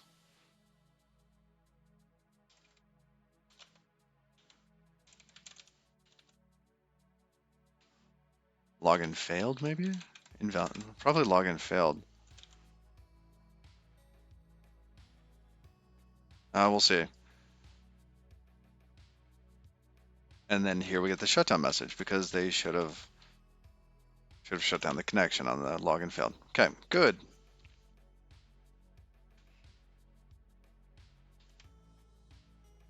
Great account. Missing structure fields. Callback? Oh, wow.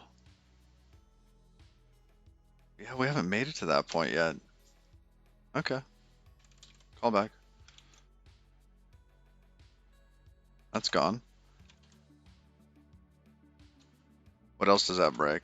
Okay, get rid of callback there. Good, and we don't debug that. What else? No such field here. Oh, and the tests, yes. Ooh, that's gonna mess up the vector though.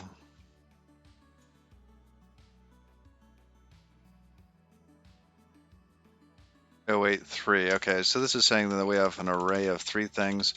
That's our first one. It needs to be 082. There we go. That's fixed. CBOR format slowly coming back to me.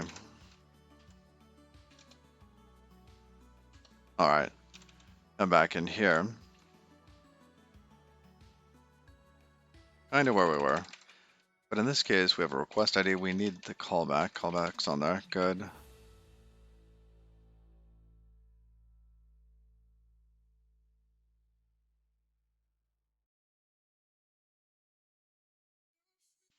All right.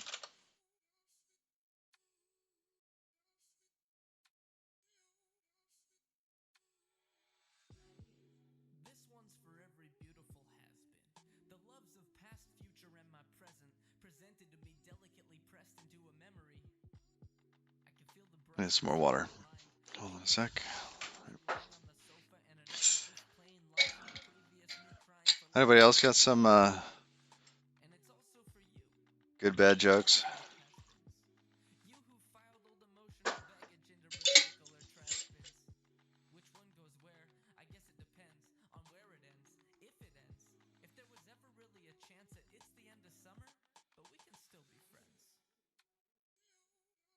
All right.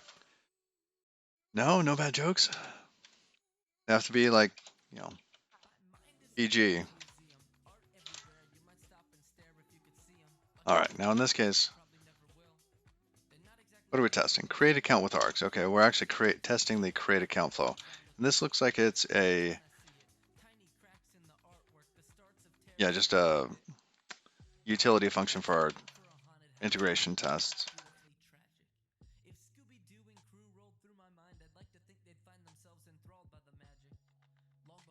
So we have the callback back. Let's callback.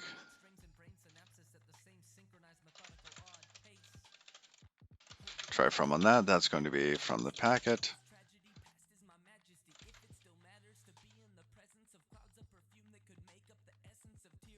All right, now in this case, it looks like we're looking for success.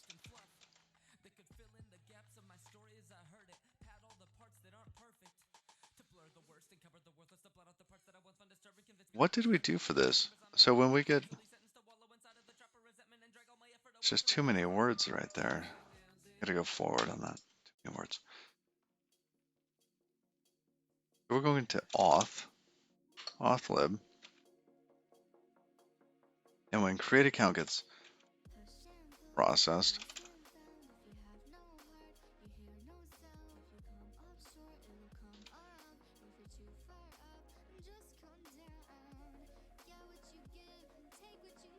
what do we respond with?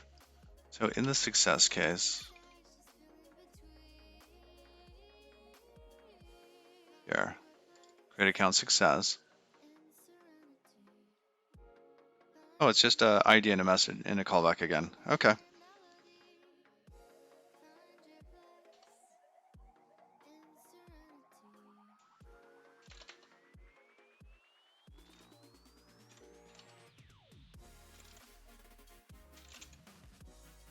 From packet on that.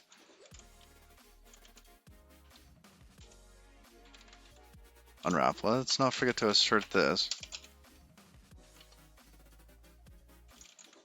Request ID should be the same. There we go. Oops.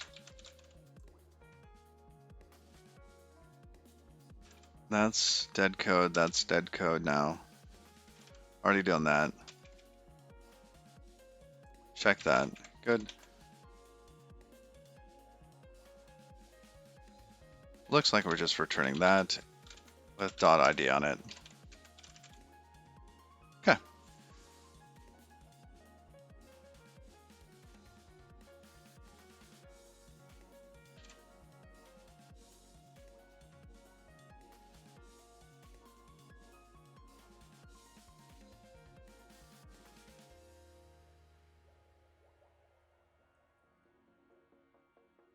Okay, so what's next? A little bit more of the same, it looks like. Create account, we got that. New callback, good.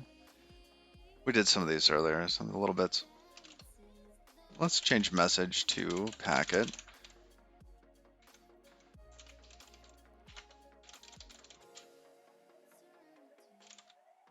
Try from on that, packet.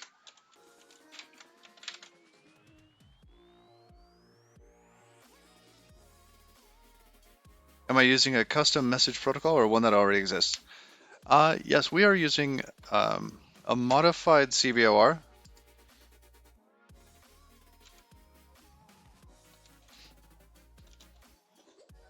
And that's actually from, where is that? Over here. So cbor.io.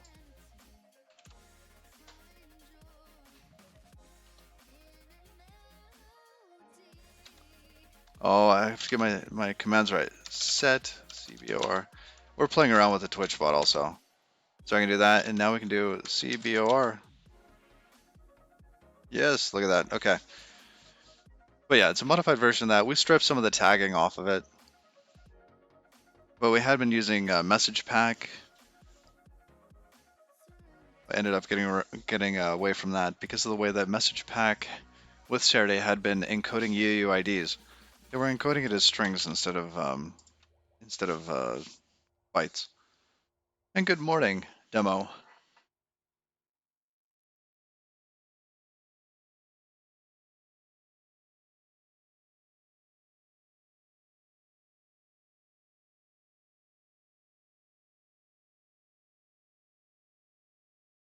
All right, so we have a callback. Let's assert equal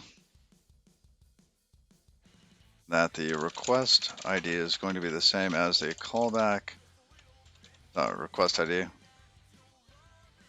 we have that. And now inside of that, this is a create account failure.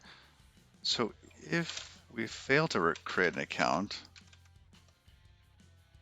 what are we sending back? Okay, error, internal server error. I guess it depends on what the error was. It looks like it's internal error. I don't know if I like that.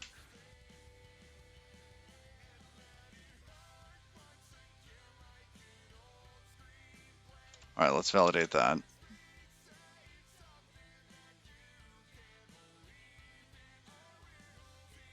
Yeah, it looks like we validate that there.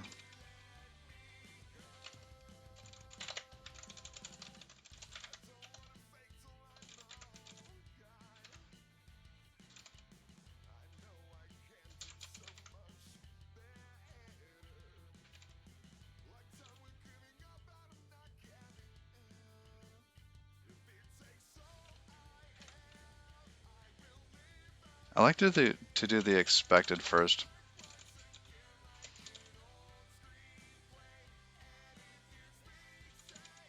Beautiful. All right. Let's clean up some of the warnings.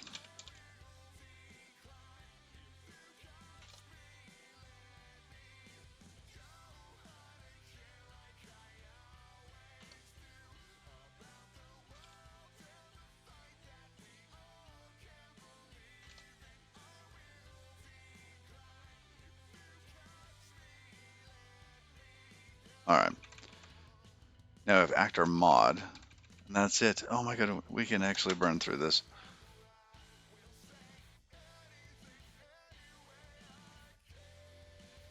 No subject on that. Good.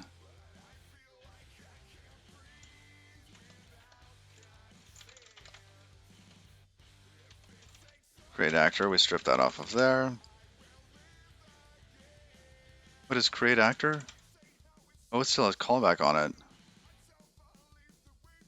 Ooh, this might trickle into other things.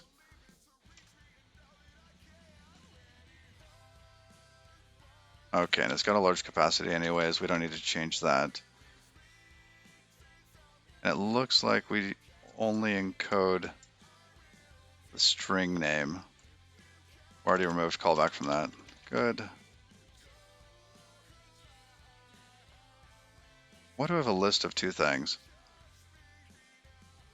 This thing should just be the name now. Okay.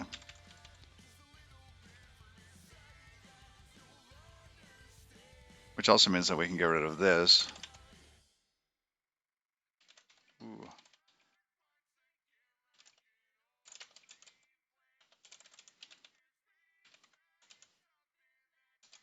Serialize with deserialize. And we'll toss that on here.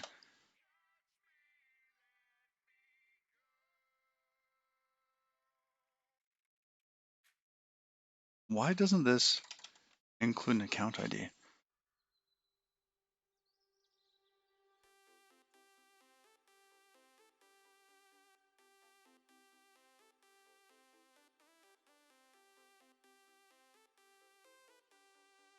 Or rather, why does it include it? Why does it have an account ID on this?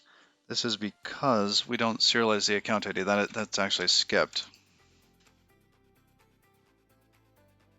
All right, serialize. Deserialize on that. We're also going to say this is Saturday transparent, and hopefully we can toss a Saturday skip on this, and then we will just be serializing the string itself.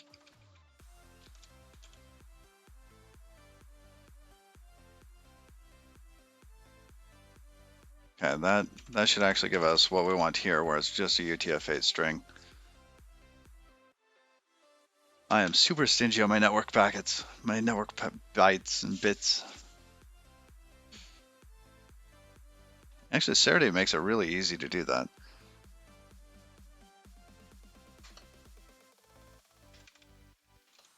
All right, what else? Did that break anything else? Doesn't look like it did. I don't know if I should be worried about that. I mean, I think we got most of that fixed up before. All right, so we have request ID. Oh yeah, we'll get to that. You'll figure it out. Don't worry, compiler. We got you.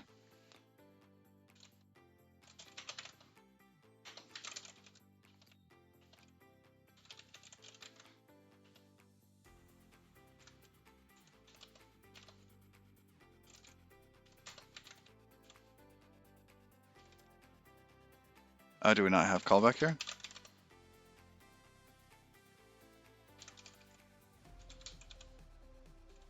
We're probably also going to need, oh, status is already there, fine.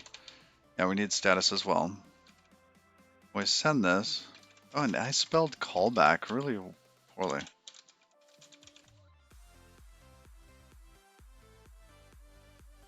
Even working on NetBIOS name server parser, wow.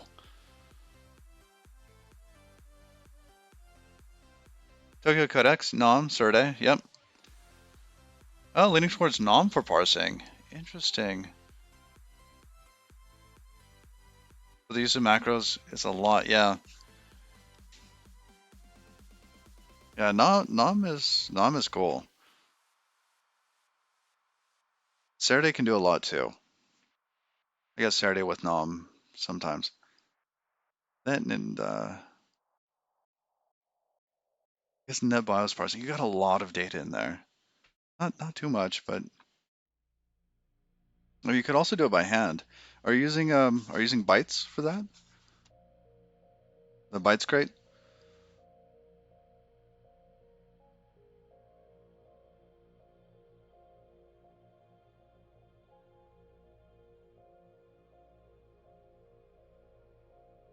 Ah yes. Because bytes can do a lot for you too. I mean, if you're just gonna, do it manually, what's the size, what's this, what's that, etc. But Saturday can do a lot out the door. In fact, it has a book, Saturday.rs. It's got some really, really good documentation on this stuff. So if you need to skip a field, if you want to, transcode different things, I'd be surprised if you couldn't do a lot with Saturday. Hey, here's all the different types here that they have. Whoa, I clicked on one of those links on accident. Oh, dboss.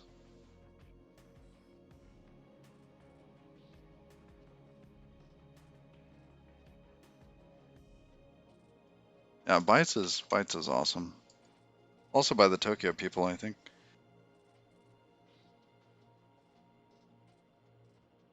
All right.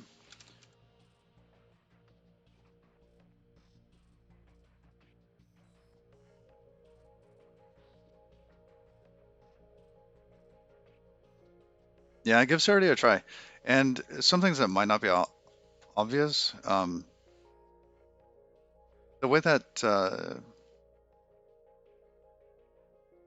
Yeah, some formats you have optional elements in them, like JSON or maybe even in Pickle, you might have some optional piece of data, and Cerde can handle that. It's usually with just wrapping something in an option. So if we go back to one of the messages, oh, we're in create actor. So in this case, bad example, but let's say this was option string, right? It can handle that too, depending on the format and the serializer that you're using. In this case, CBOR would be able to see that, oh, there is a string coming up next, so I'll include it or not. Yeah, if it's like name, last name, or whatever, you just end up with a none there.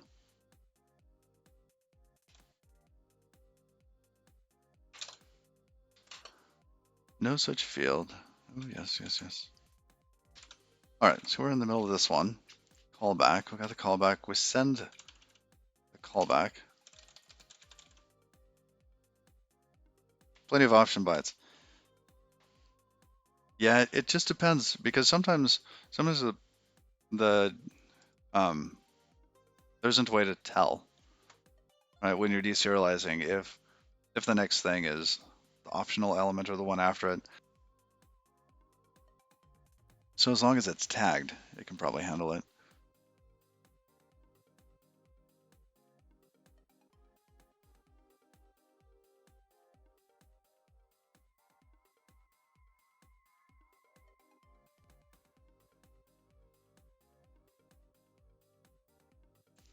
All right.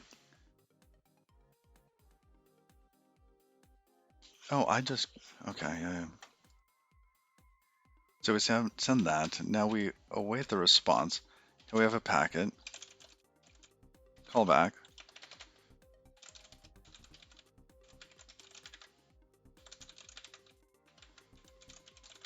Unwrap on that. Good. Should equal request ID.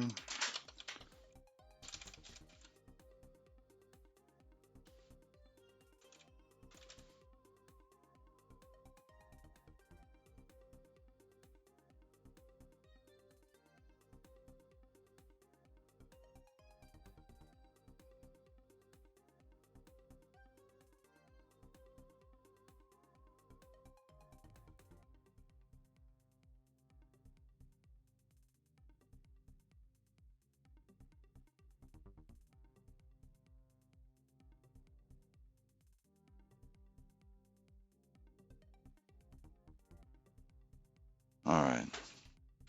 So after we do that, we're actually going to evaluate success here. So in the event that we successfully create an actor, what do we get back? Auth. Let's create account. Let's log in. Create actor. That's in channel. No, sorry. Character. There we go. Create actor.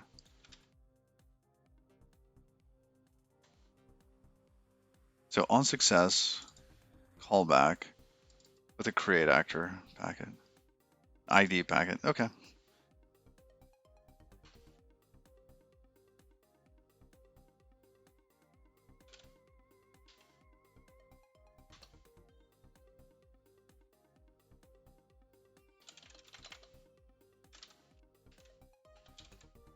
Try from on that.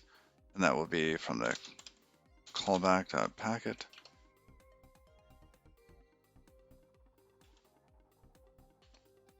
Followed by an unwrap. Now, because it's a ID packet, that means that we succeeded on the success. Subject is none, that's fine. We just did that.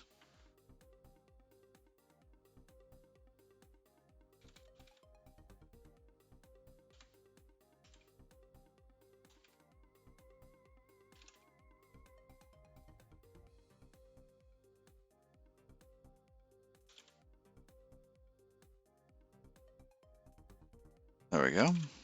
Only a couple more. Callback here, we're going to change that to request.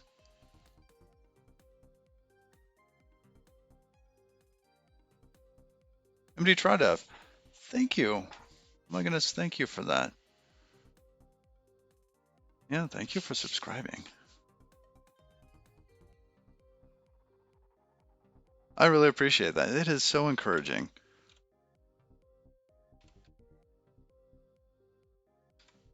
And as always, if there are questions, please ask. And for those that don't know, we do have a Discord channel.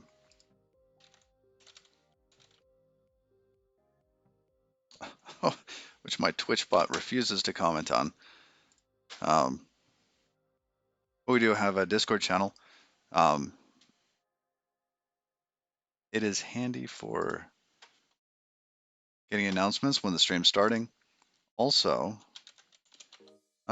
just random Rust game dev chat. I like doing game dev stuff and Rust stuff.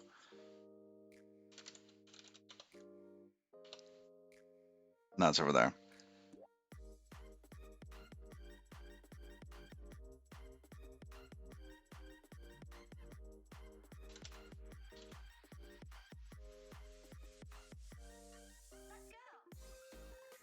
So we're going to rename this to request.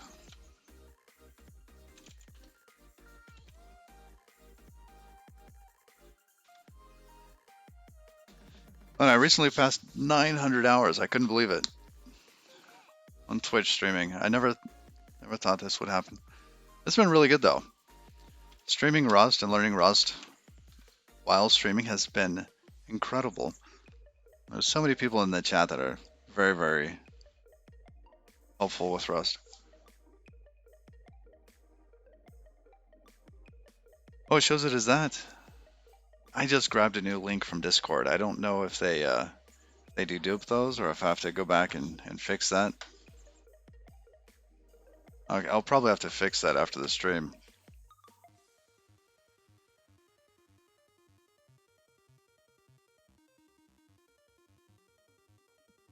Oh, they're the same? Okay. Oh, welcome.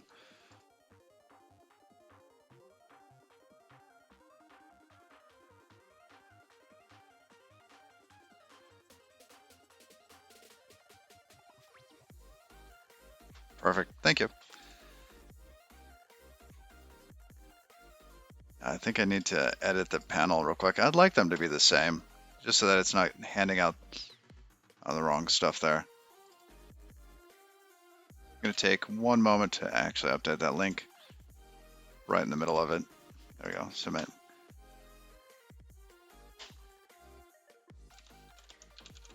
And today we're actually working on Legacy.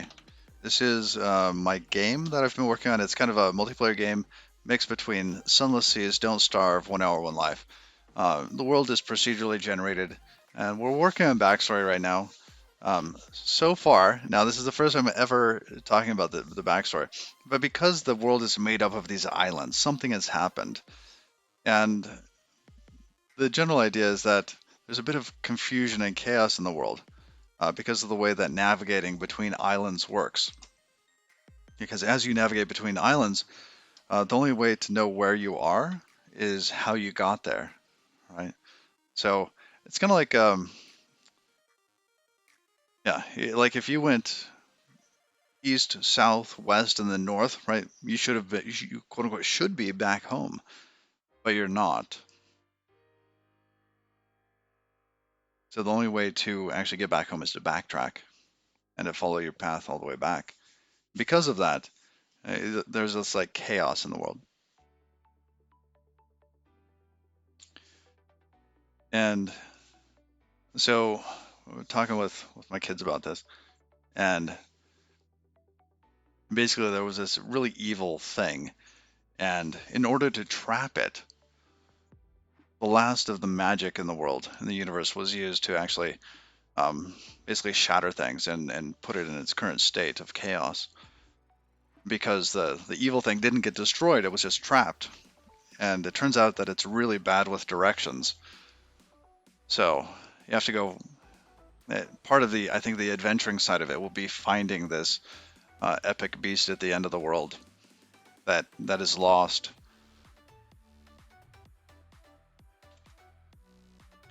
And that font there is Fura Code. Do I have that set up? Oh, I don't.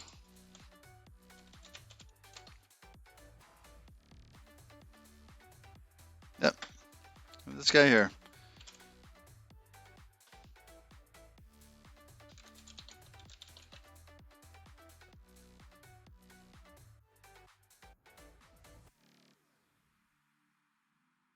All right, so we got the request, get actors, no longer has any data to it.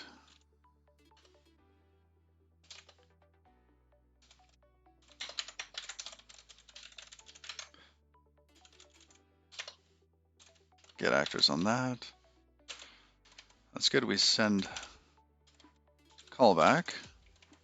Get the next packet out. The packet here is going to be a callback.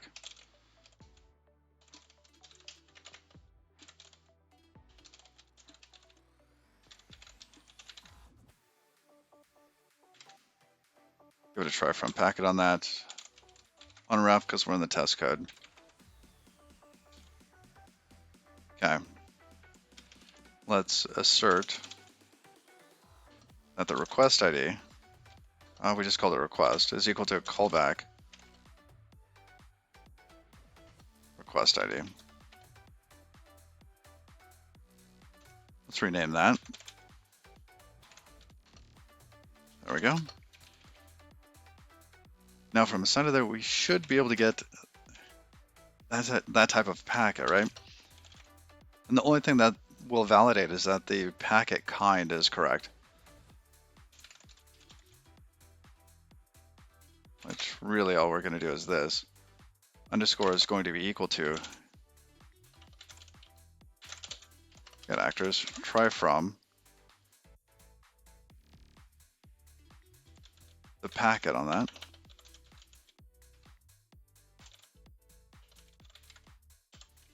Yeah, that validates that. Subject is done. Oh, no. That's not correct. This should be a get actors response.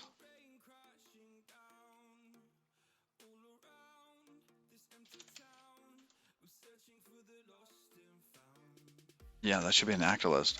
Oh, perfect. Okay.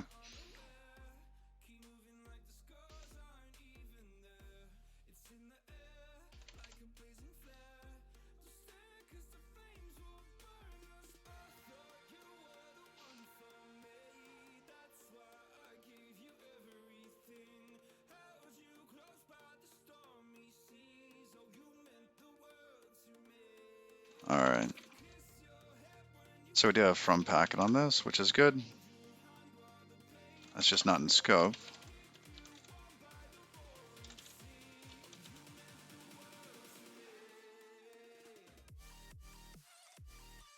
All right, then we have our actors back, and we're going to be returning those.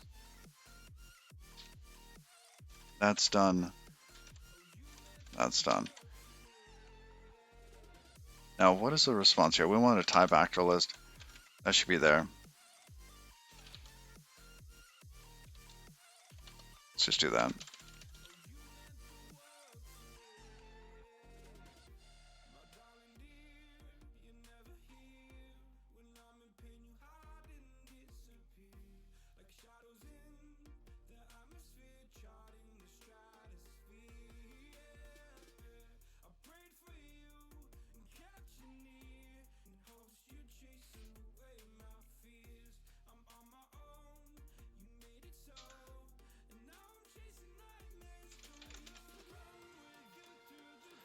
Gonna be really happy once this piece is done.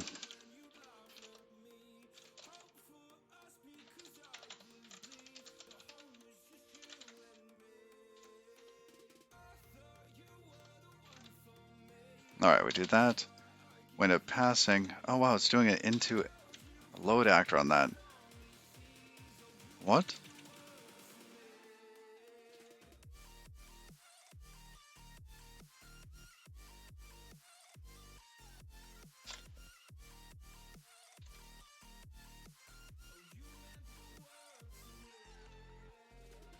Let's create actor. We want character live. Let's go look and see what happens for load actor. Load actor. What sort of packet is this actually passing in?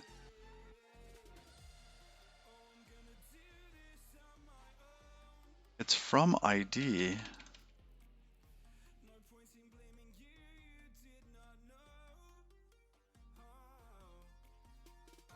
Well, the type on the ID is different.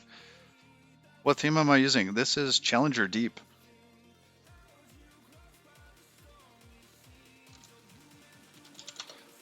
So I've got my dot files posted there.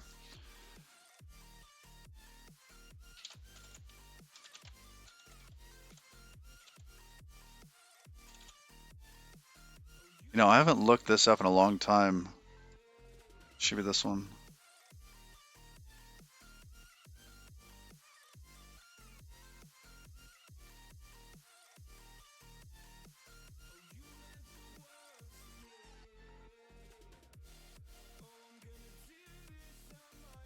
Yeah, here, flat color, BIM color scheme.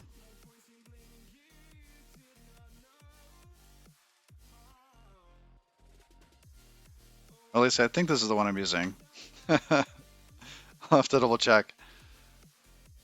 It looks similar.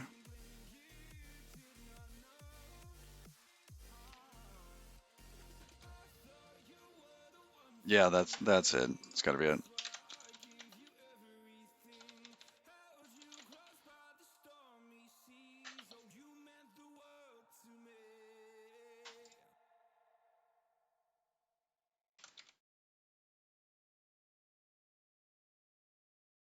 So how do we tell the difference between load actor and create actor?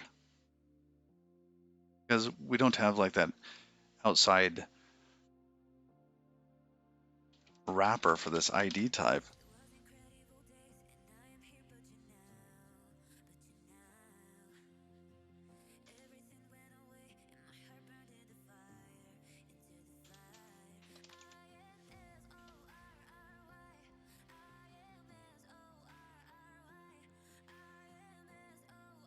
Did I call it select actor?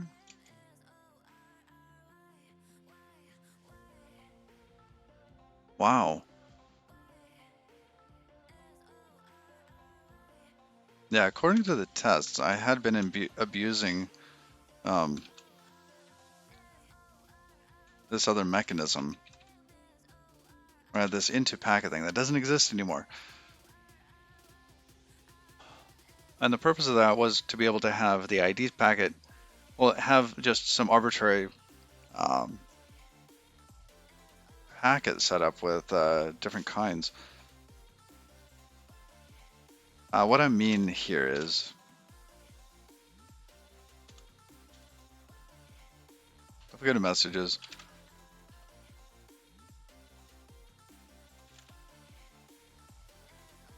okay, I used to have a mechanism um, where you could create an ID packet with a custom packet kind.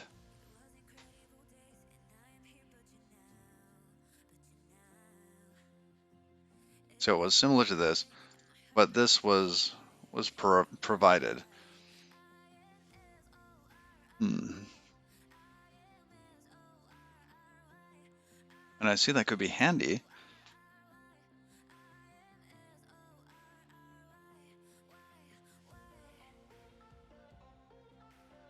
Because there's probably going to be many different types of commands where we want to send an ID for a specific action.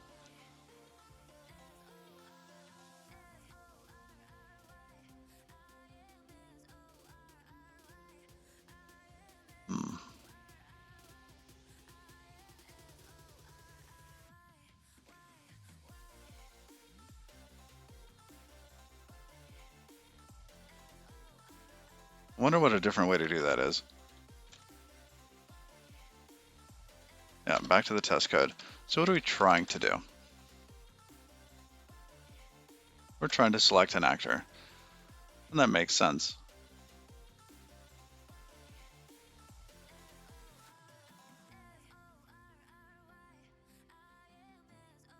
I think I was just being lazy.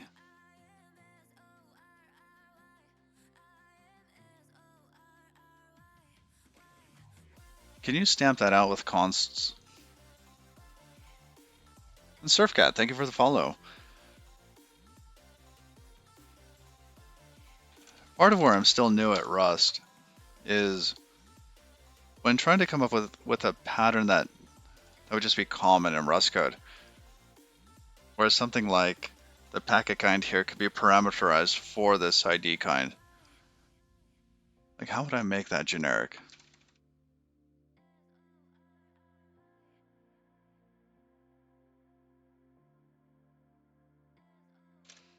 Or would we have something else when going to and from packet, where we have some sort of associated trait type being packet kind?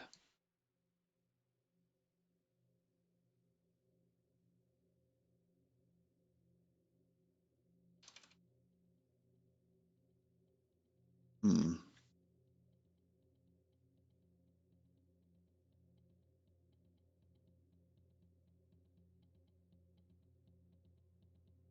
Play around a little bit with that.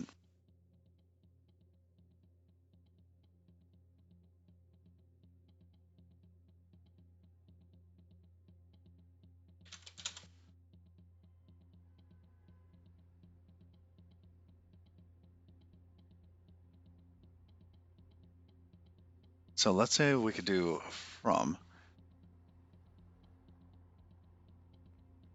Makes some sense? Different froms to packet for the different types. Yeah, because I think what I want is we have this ID packet, which basically just holds some UUID in it, right? But we want different packet kinds to be associated with that. So we want this to be able to go into, let's say, a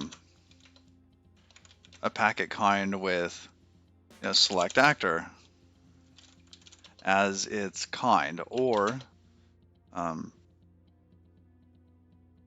I don't know, there might be something else. Delete actor, right? Just making stuff up there. So if we had something like that and we wanted to go basically like a parameterized from, so we could have select actor for that, for this specific ID type.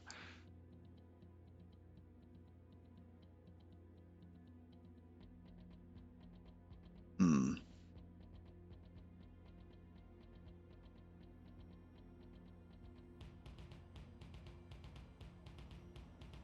What if we did this?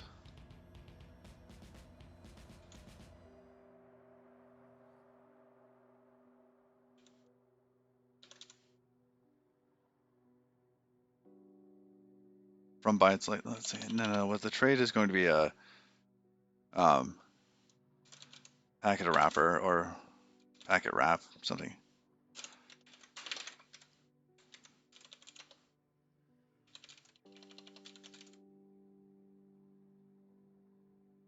And that's going to be something of packet kind.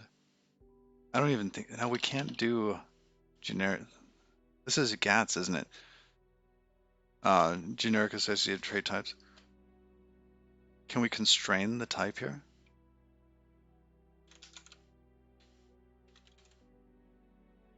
Maybe. I doubt it though. Type aliases cannot be used with that. Okay, well, it's a U8.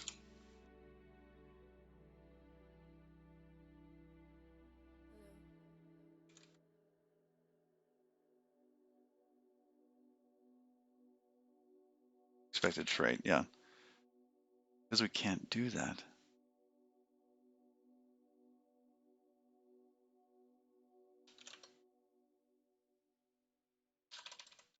All right, what else would we want on there?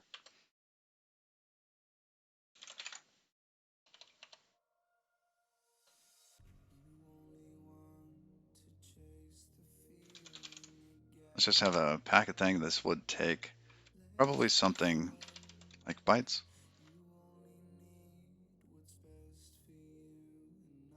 Packet wrapper kind. I don't know if I could actually use kind there, because kinds are numbers, right? The packet kind is just going to be a specific number.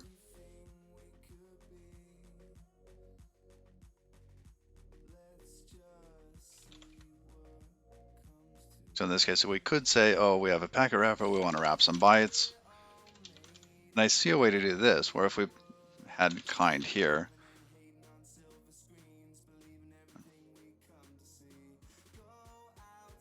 so we'd have kind, and this would be packet kind.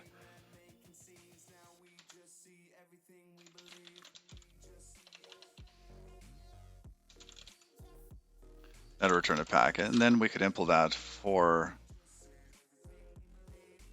basically we could implement that for bytes.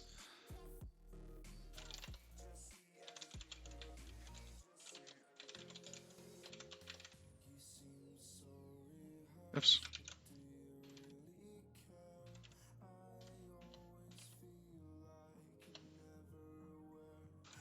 Hold on, I want to use Rust Analyzer for this. There we go.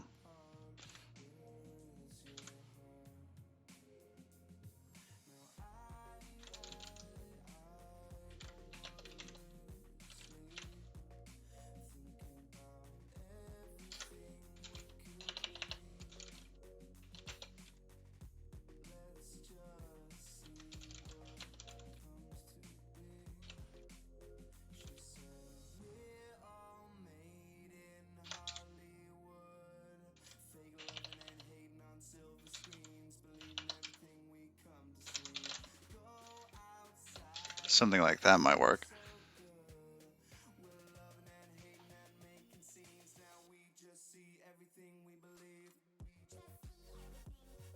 And we might be able to take that a bit further.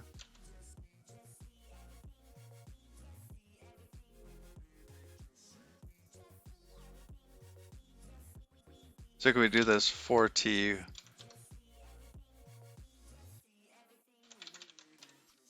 where T can go into bytes?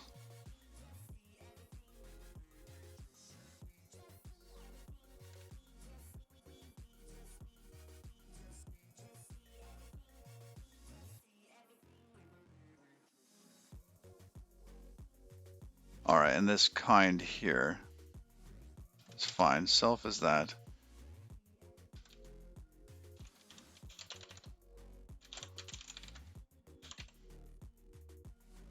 Let's.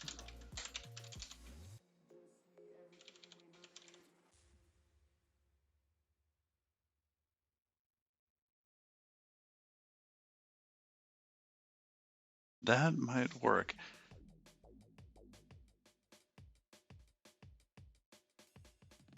I don't know if I like that though.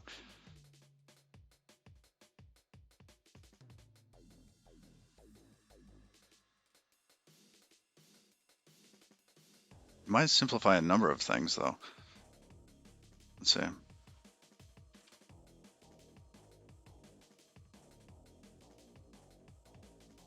What about ID? Let's go look at ID. So ID, try from ID for bytes.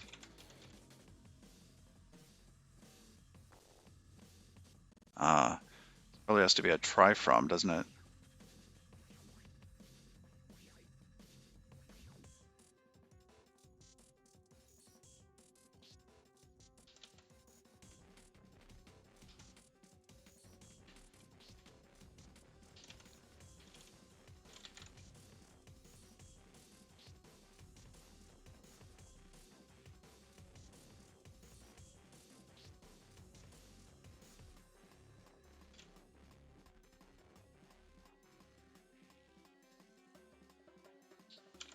All right, so then we have try and two. Now here we're gonna have to deal with that, which means our return type is gonna be different.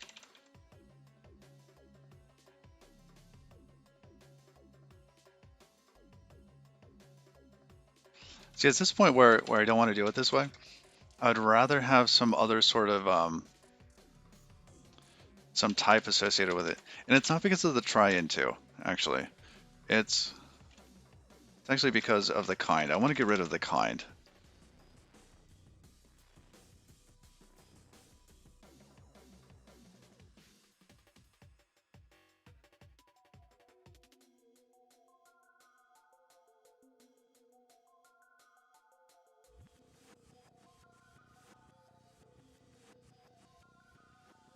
right, but this still might be useful. Was trying to return here a result of tier self error.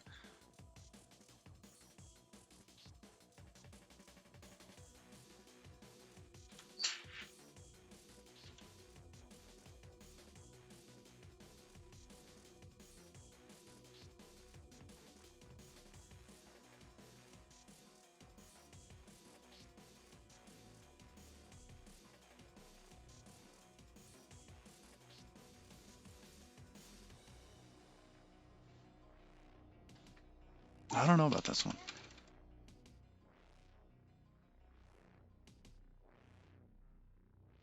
I have to fulfill one of the kids' requests for a moment.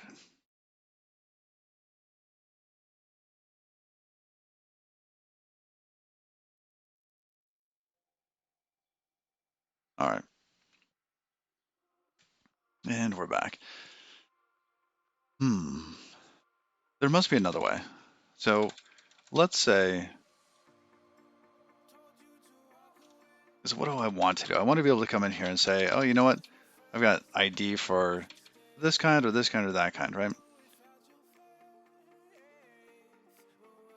So how would I do this? I would say impl something foo for ID, right? And that foo, maybe it is that type proper, but I would like to give it some, like I almost want to extend that.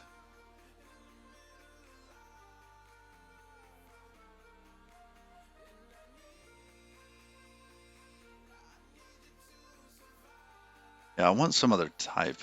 Basically, I want this type here, and then I also want a select actor, because instead of having to do this twice, and maybe that's all I'm really fighting, is the code duplication.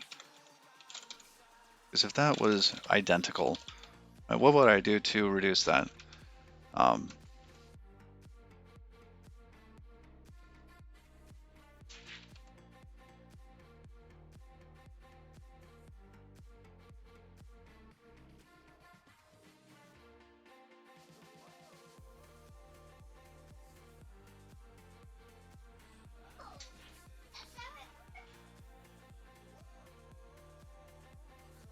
All right.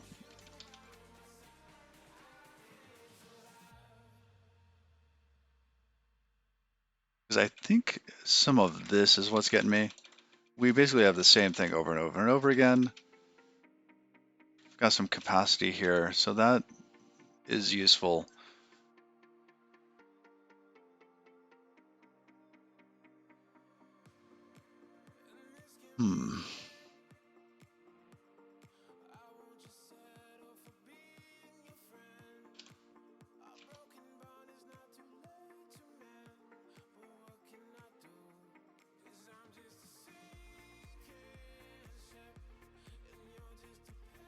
Because if it can go into bytes, that should be able to figure out the capacity and all that. Then wrapping this here, I don't know.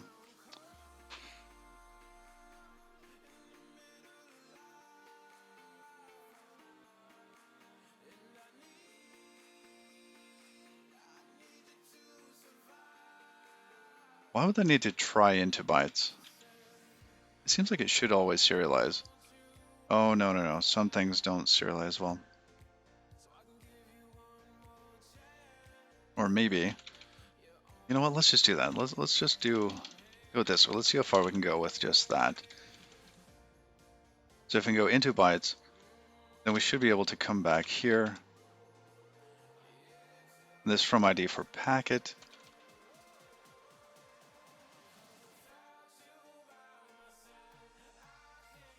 That there would rely on the bytes section that I've been removing. Oh, no, I left it. It's right here.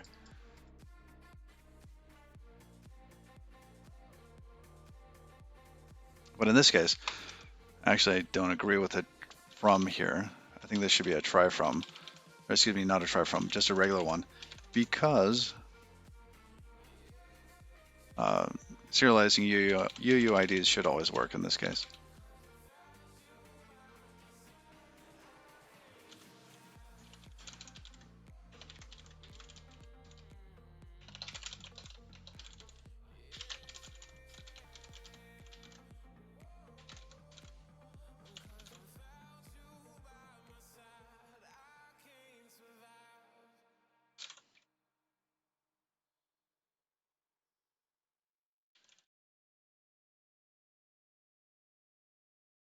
Oh, semicolon at the end. There we go. So if we had that, we should be able to get rid of this.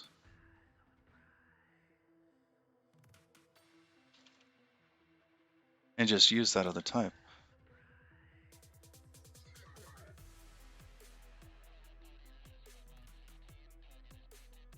Or, oh, you know what? Ooh, this might be cool.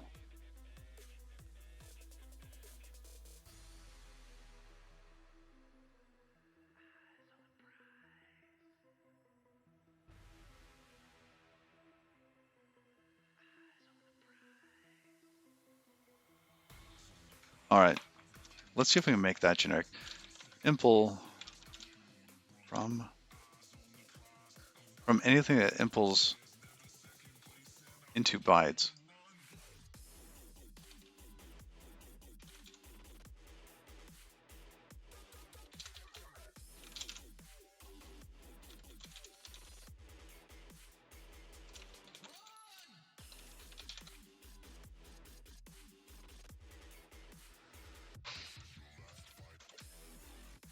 And that's pretty much the same thing, right? Oops.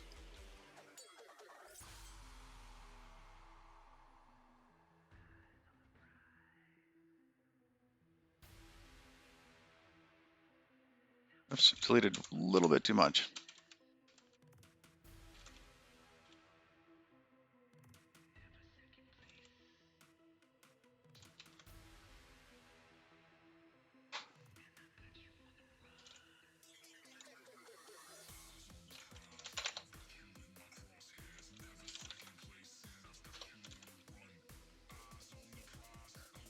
And then we just need to know what the ID is for this. Oh, and that's where it falls apart, of course.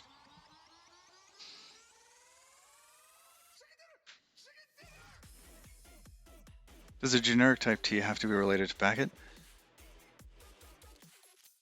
I don't think it does. You can kind of see why we want the our own trace so that we can have that other value on it. Here, I'm going to pull. Oh, let's just keep going.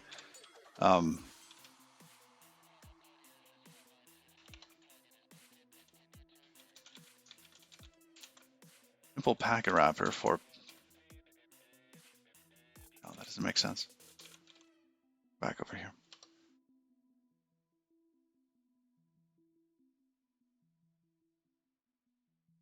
Where T is into bytes and where T is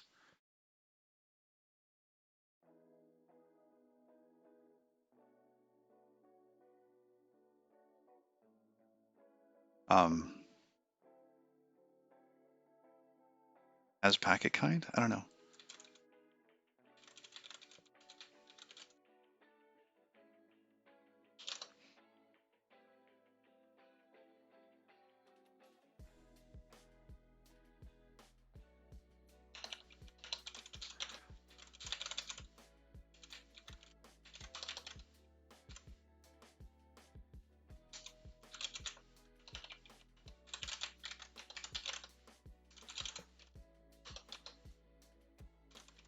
All right.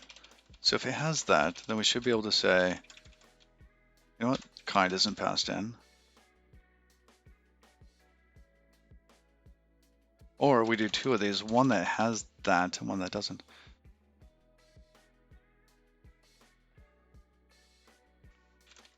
Can we do that twice? Let's see, one with that. Oh no, because our type is going to be wrong there. Okay, so just once. Into kind. Make sure the function signatures are the same.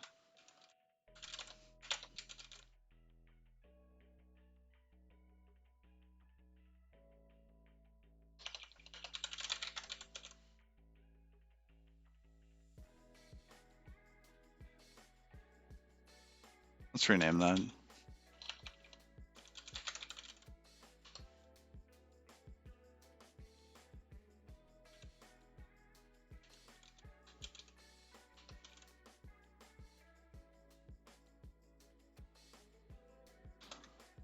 All right, there we go.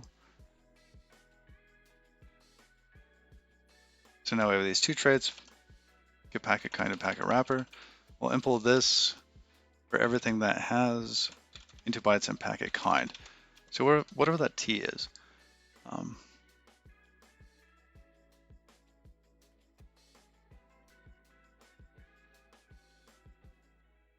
Let's play with ID on that.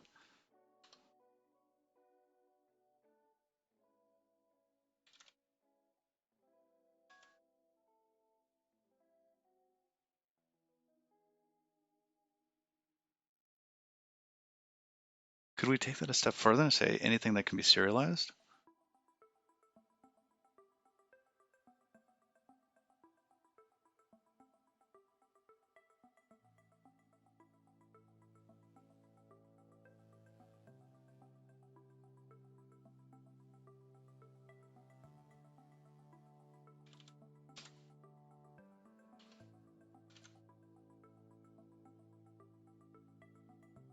Because I get the into bytes bit.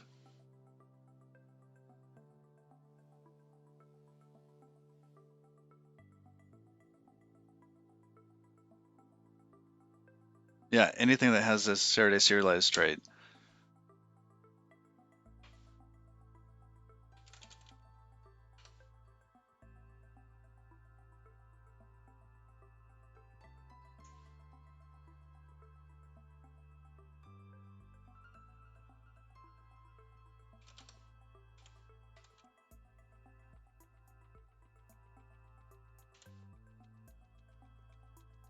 Oops.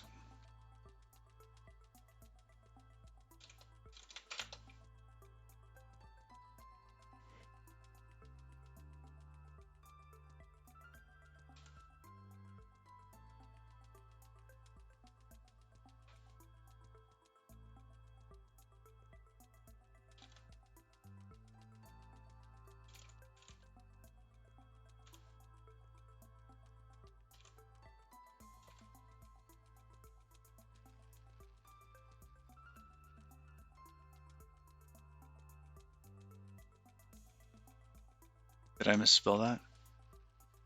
Get packet kind. That's wired up.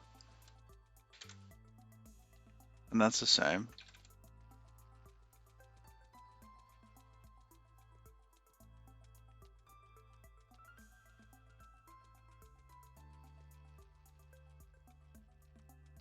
And the following associated functions to be used as methods, functions must have a self parameter. Oh, of course. My mistake. There.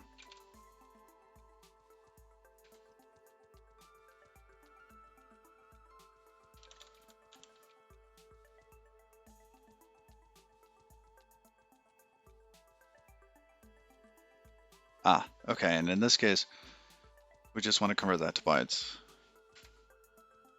And that should be possible. What is it on bytes? Do we have that tab open? No.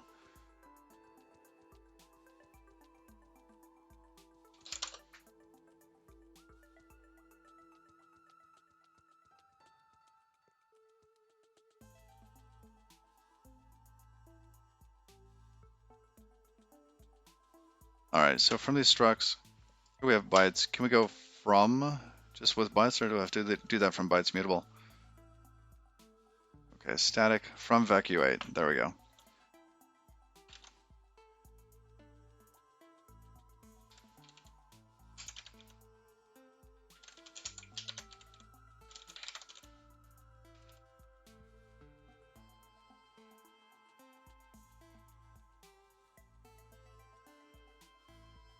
All right, let's go play with ID now. In this case, we shouldn't even need that.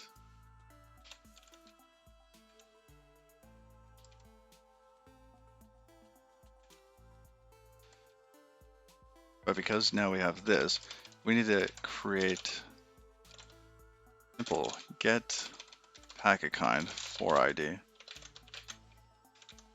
Oh, sure.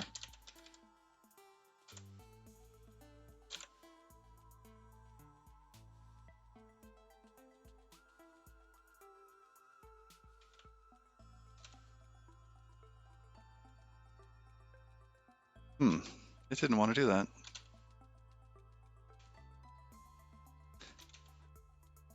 Come on, Rust Analyzer. There you go. Catch up. One, enter. One, enter. Oh my goodness, look at that. How many times did I get that done? All right. Lesson of the day. Don't push Rust Analyzer. And the packet kind on this is just going to be that type. Yeah, Rust Analyzer, it can fill in unimplemented trait methods. It can also fill in match arms, which is awesome.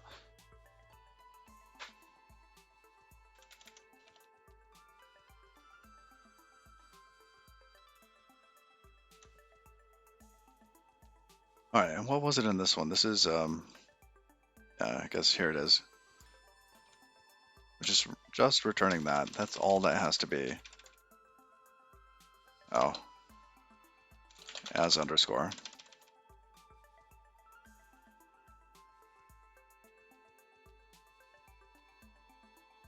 So that gets rid of a lot of boilerplate there. But what about going the opposite direction?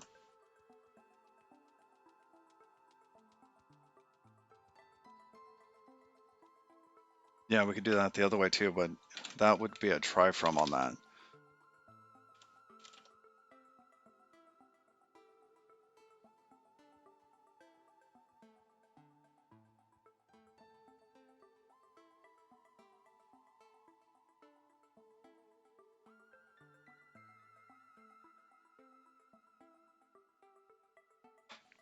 I actually want to do this a little different.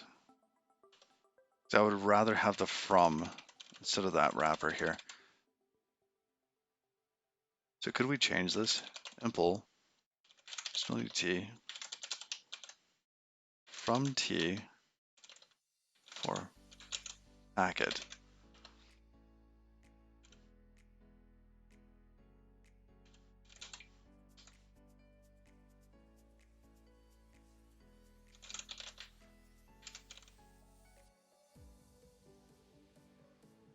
Oh, what does the as underscore do? Good question.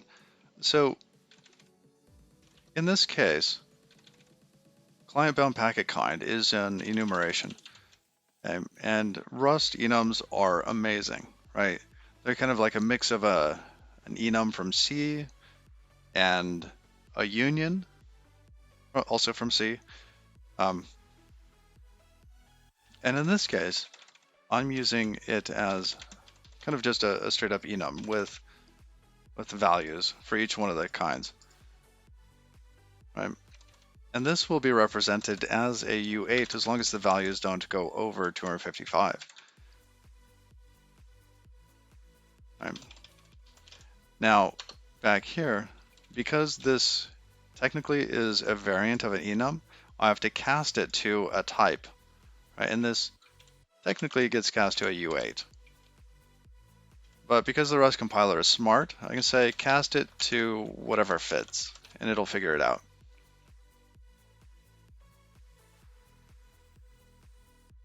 And that's nice, because if I change this packet kind to like a U16, I don't have 1,000 places to update in the code. It'll just figure it out and give it the right thing.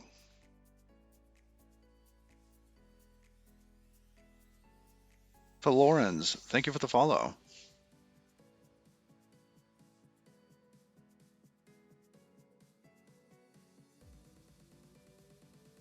Yeah, Rust compiler, just amazing. You can delete a lot of things. In fact, if you looked at this code, the way that Rust sees it, there's all sorts of lifetimes that are missing, and so it's doing a lot for us. Supercuber, good morning. Happy Sunday. All right, so we're going to go back in here. Was it messages lib? Yeah, this. So we could take the value packet kind, do a value on that. And this whole thing.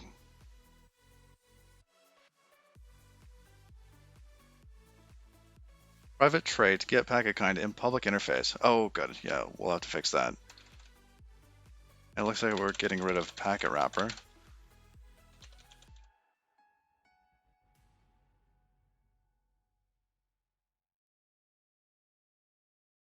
That is going to remove so much code.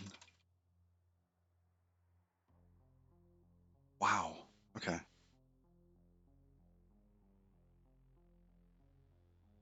Oh.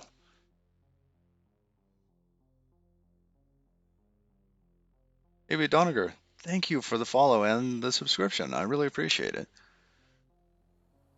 Thank you. And as always, if you got Rust questions, toss them out there. Gaming questions, whatnot. And we also got a Discord set up for. I know we've got a little tiny community for people working with Rust.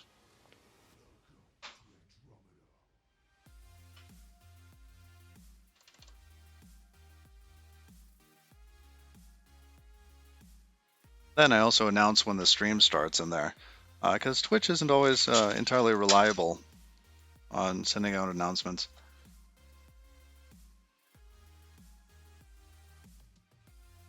Okay, so that worked. Let's go the opposite direction too. Impl T. Let's see. From packet.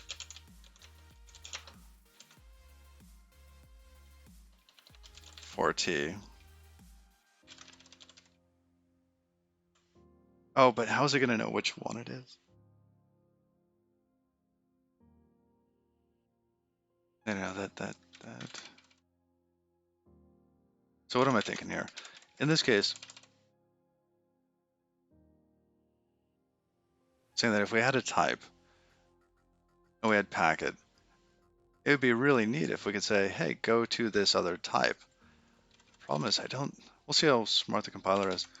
I don't think it's going to know which T in this case. It's for all T, isn't it? So we're implementing from for all T where these two things are true. And that might actually work.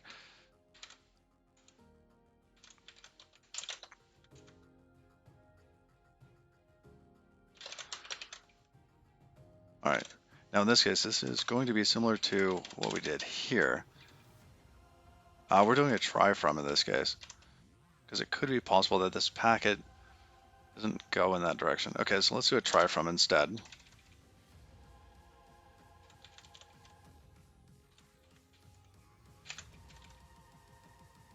And we need an associated trait type for error. You plan to get into Rust for WebAssembly. Oh, awesome. Yeah, Rust and WebAssembly, that seems to be like the match made in heaven. Because there isn't this intermediary step. That's one of the compiler targets, which is just awesome.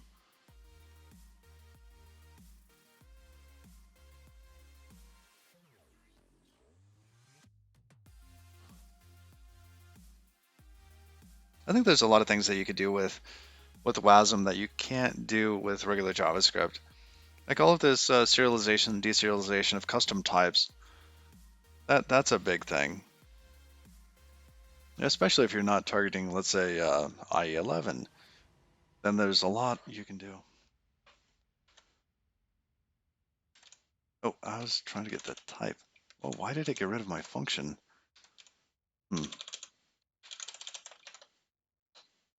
Type error. Now this is going to be message error always.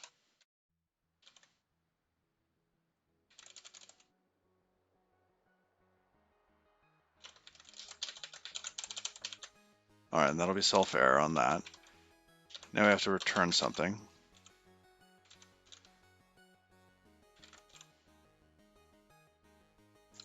The editor is NeoVim.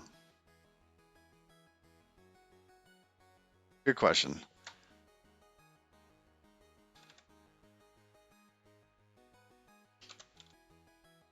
Let's see, do I have my... What's going on? Oh, I don't have that set up. But yeah, I'm using NeoVim for this. It's using Conquer of Completion and Conquer of Completion Rust Analyzer. Do I have that set up? Ah, yeah, there we go. And that's what gives me all the fancy autocomplete and whatnot. All right, conflicting implementations. Yes. Ah, I knew it. Couldn't do it.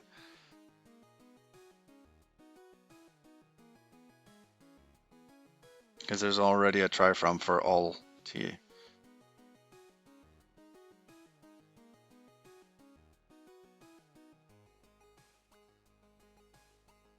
Webpack TSC Babel polyfills. Yeah, I don't like that during my day job. I do web dev stuff during the day. Um, that while doing that and writing JavaScript, it has to go be transpiled, polyfilled, right? All this stuff. Probably get its oil changed.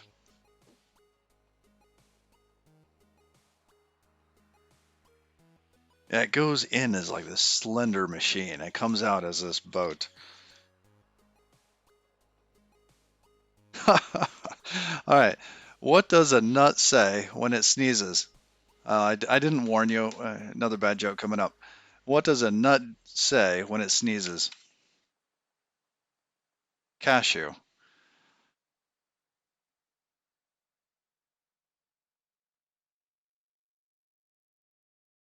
Oh man, that was a good one. Cashew. Yeah, we can't do this because we don't actually know what the T is in this case.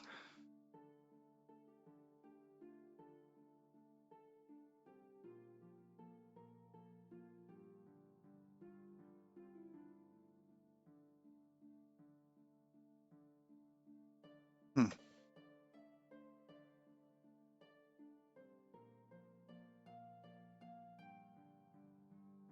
And what do they call this? This area here that I'm running into is because of the orphan rule. Orphan rule.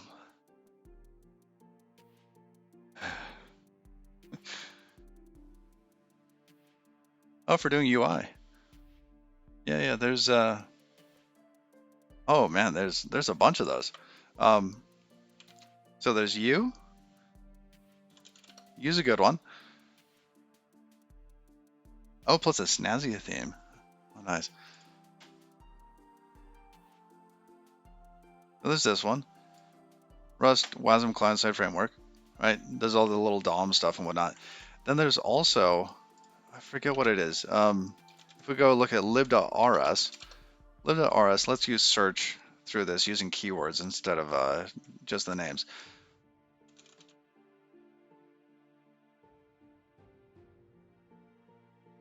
There was another one.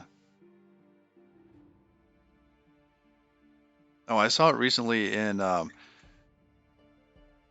it was in Reddit Rust.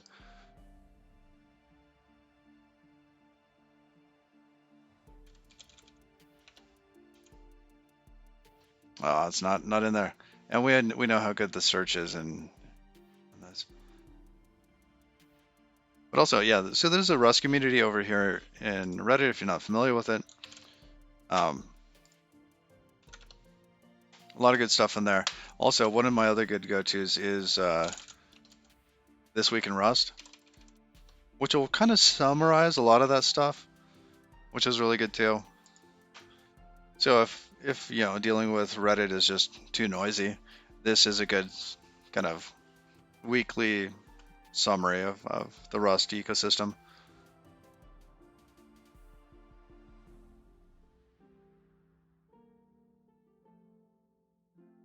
Hmm. Yeah, lots of good stuff in there.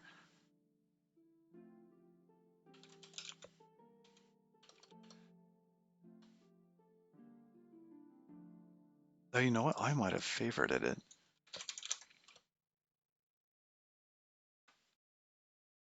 Spelling fix. Okay, yeah. How do you find your favorites?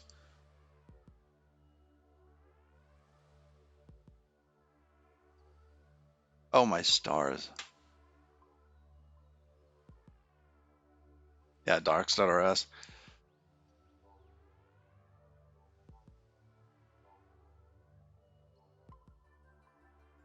Yeah, crates.io is the NPM of Rust. That's right. Docs.rs is good. Also, I was just looking at this real quick. Got it. Looks like I didn't favorite it. All right. Um, standard.rs, std.rs. So if you want to find like option or something specific in the standard library quickly, you just type that in and give it option, and that takes you straight to the search, which is nice. It's something on my desk. There we go.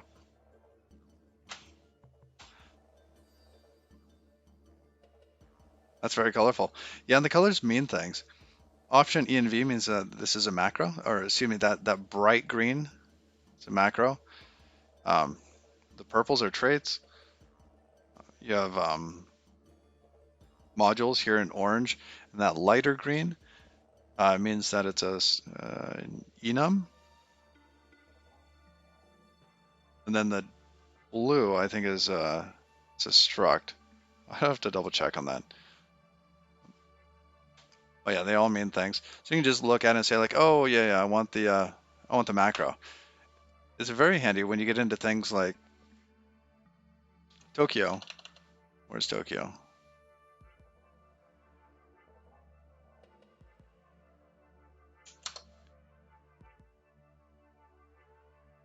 Do I like traditional SQL databases? Yes, absolutely. I think a lot of people jump into the big data pool of that sort of ecosystem when they don't need to. I think big data is huge, and a lot of people that think they have big data really don't have big data. You know, their data is vanity sized. So in this, if we look for ready or what was it, select? Yeah. Well, in some of them you'll have other things that say select, but in this case you can tell that it's a macro. Anyhow, I should probably get back to the code.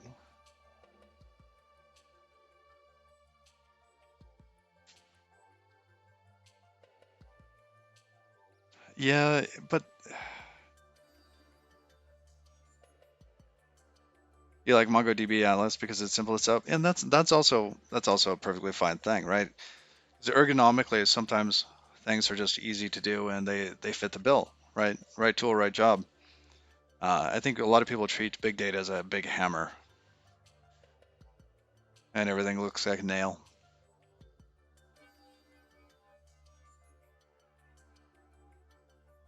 So yeah, I don't think we can do this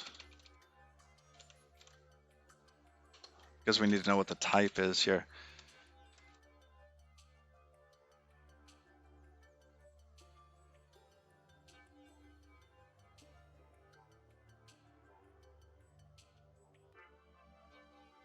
It feels like a lot of companies have gone to using things like AWS and other cloud services, and just getting onto those VMs constrains what you can do with like a traditional database, right? The IOPS aren't there, the memory might not be there. You might be on a shared CPU, so trying to run Postgres in a $20 VM is limiting, right? And then people say, oh, I'll just use big data for that in a $20 VM, and I don't know. It's not quite there. If you just, spent the same amount of money on a bare metal cluster of, redundant Postgres setups, you could get really, really far on a lot less.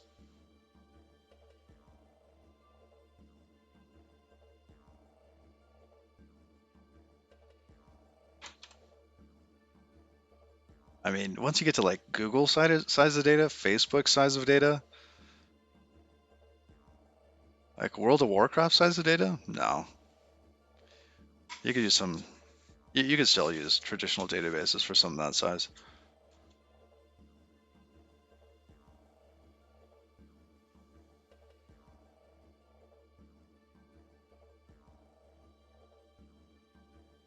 I wonder if you even need big data for Netflix.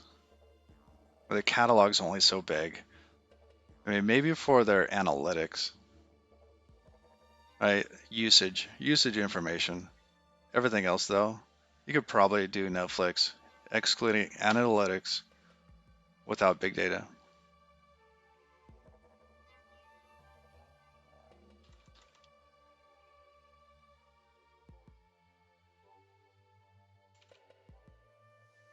I mean, where's that tipping point, right? Because we found like, okay, Facebook, big data, Netflix, probably not, right? Analytics, though, that's like the special, like that's a redheaded stepchild there. And I can say that I've been one.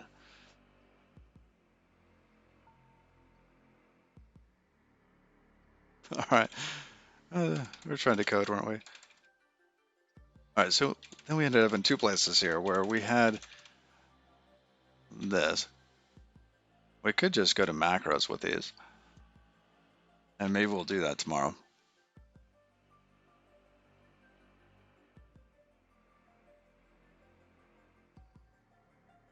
Yeah, but still, even watch time, all that little stuff. So each user in their system has a playhead position for potentially everything that they've ever watched, right? And still, that's something you can do with Postgres. I think it's all the analytics that that's going to mean that what Netflix has. They've got a cluster of Cassandra things for their analytics.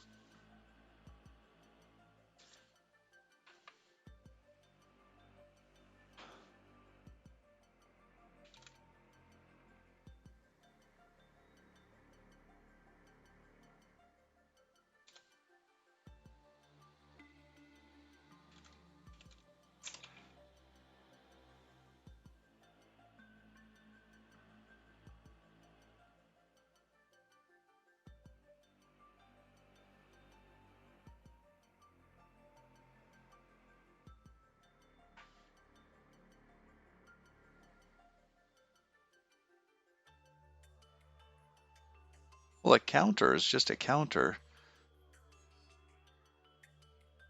and that's probably coming from their analytics, not from their playhead stuff. I mean, the watching Shrek 300 times in a year, sure, that's going to be part of their analytics cluster, not like like you could set up Netflix if you had the content for it, but not the analytics for it.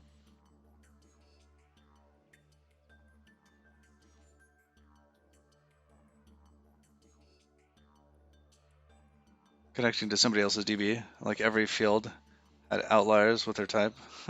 For example, the data was sometimes a date object, sometimes a string, in the current formats. Oh my goodness. Oh,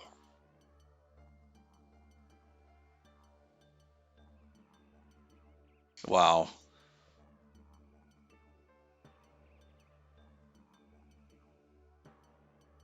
Yeah, and there are, just some people are more comfortable with like MongoDB or Cassandra. Who knows? Even what was that Erlang one? React. No, no, not React.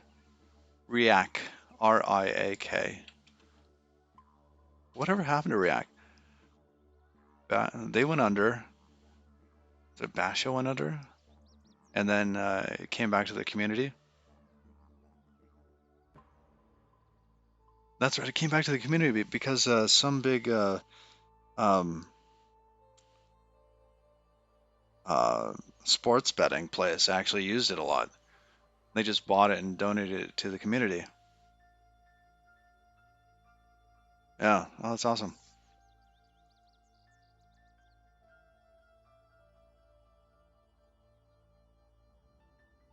Oh, that sounds painful. That sounds so painful. Supercuber. Oh, I'm sorry that happened.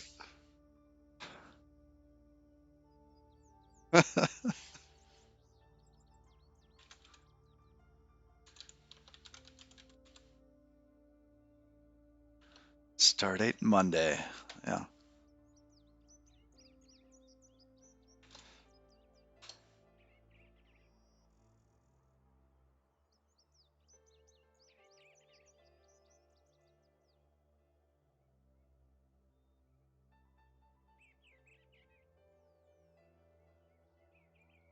I remember one of my kids when they were growing up, they had this strange concept of time and yesterdays. And they would say things like, "Remember when I was 4?" And they had no idea when that was.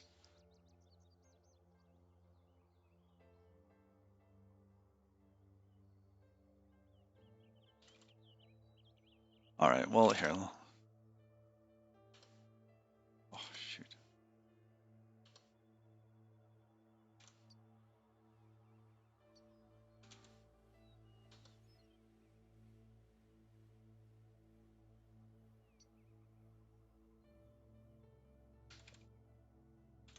We didn't end up solving this little conundrum of what do I do if I want to have an ID with a different kind of wrapper type. And I think I'm just going to create different types for this. So in this case, we have a server bound packet kind for load actor. I think we should just need a load actor instead.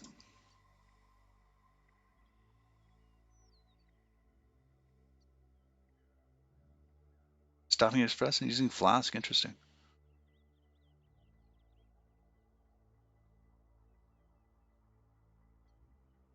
Just the default, and they never bothered to check what went into the database. Oh, Rocket.rs, yes. That compiles on standard on stable now, doesn't it?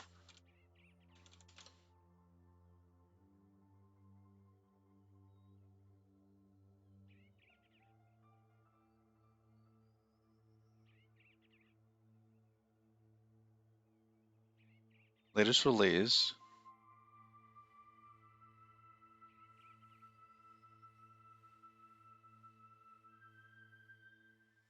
No, did they not release the latest version? Yeah, currently it's still nightly, but it should be possible shortly. Because with what is it, 1.45, Rust compiler 1.45, this should be able to go away now. Because proc macro hygiene is now in stable.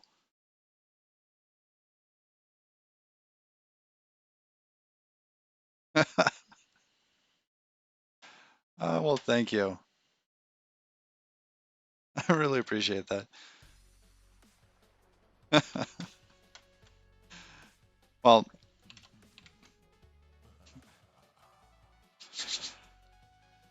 let's see. I probably don't got much more in me today, but probably gonna go another 10 minutes or so. I gotta figure this out. Okay, let's just do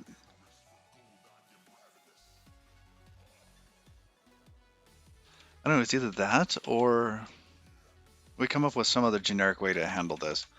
So we have get packet kind for ID. Maybe we could make ID generic? Like what kind of ID is this? Is this a regular sort of ID? Maybe we could toss a T on here.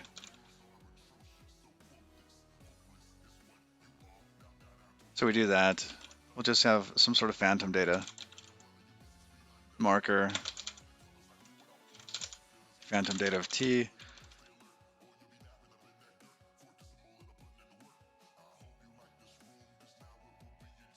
Oh, not pub T there. That should be on the impl. All right. Oh, default. We can't do default on that? Not for phantom data? Oh, that makes me sad.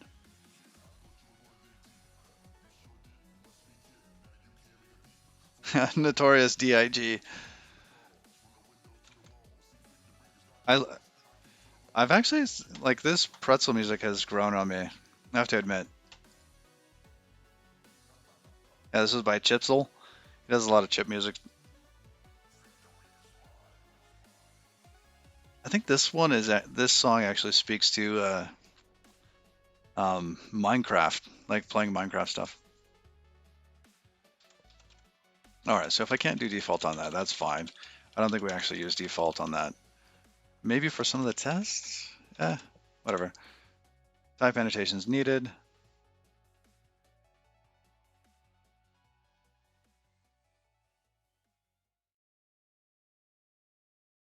Okay, let's pull in phantom data.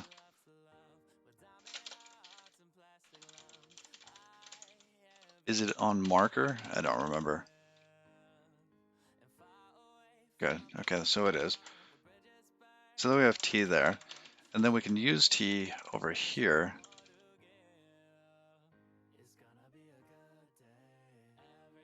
What am I doing?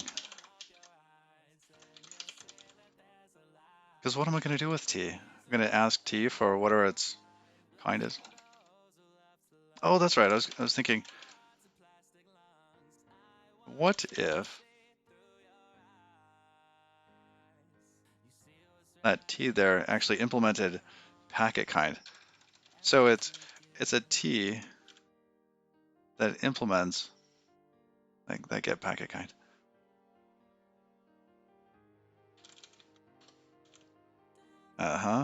See what's going on here?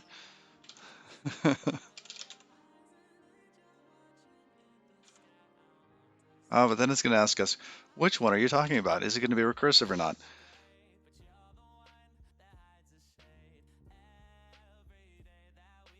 That's not going to work. That is so bad. All right, we could probably mark this with something else then. What about an enumeration? We could say, oh, this is an ID for these different types. So this is going to be a transparent one, so we'll still need to skip Saturday skip.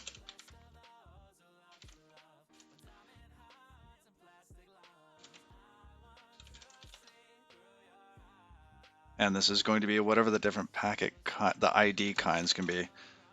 So in this case, I don't know, whatever standard is. What were we doing in the test? Test, we were doing load actor. Okay, so let's say some enum goes here, of enum, some enum.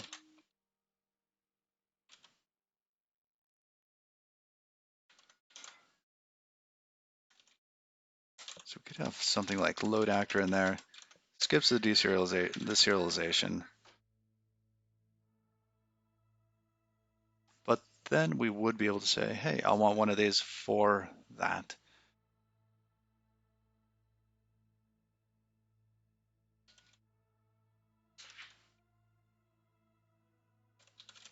We can match on self.kind, etc.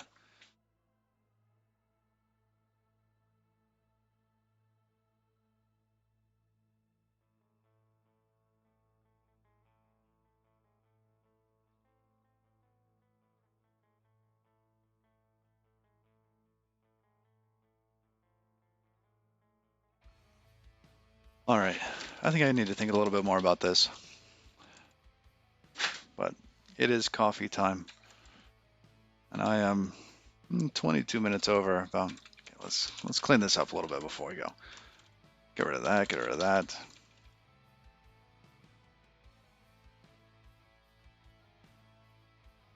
Yeah, that there. Okay, let's undo some of this.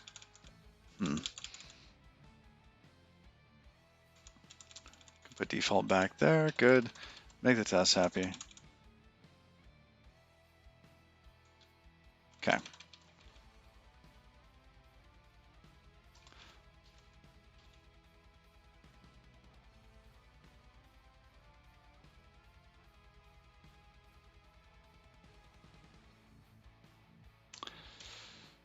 All right. You were working on a project today using Express and Mongo. You're having a horrible time I'm using it. So you're going to try rewriting it in Flask and SQL Alchemy. I wonder, you could go the Rust route. There's a lot of little web frameworks that you could use. Even if you didn't want to use Nightly. There's Warp. Warp's a good one.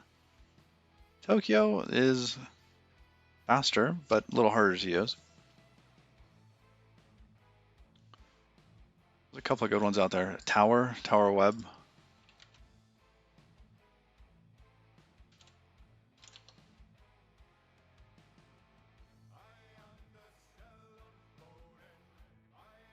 Last update a year ago. I think they're actually going to get back into this. They just updated their website.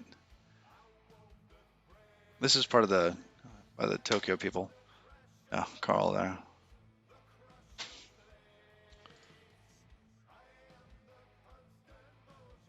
All right. Well, we're gonna get a raid going. Anybody have any suggestions on coders we should raid? There's always Lana. Could raid Lana.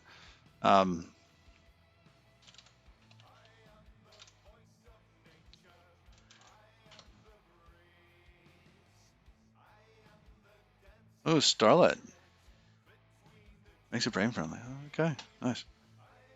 Why didn't it just go?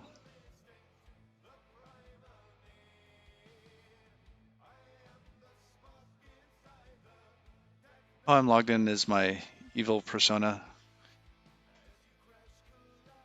Evil Halsey. Yeah, okay.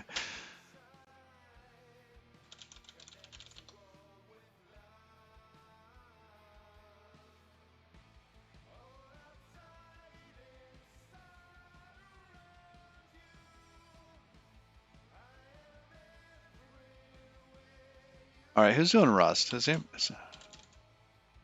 Any Rust coders going?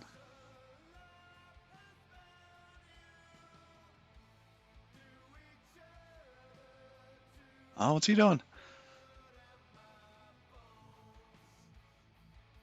Real Tavares codes.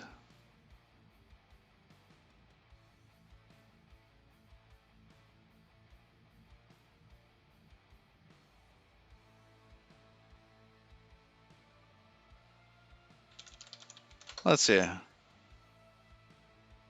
What's he doing? All right, we're gonna go this route.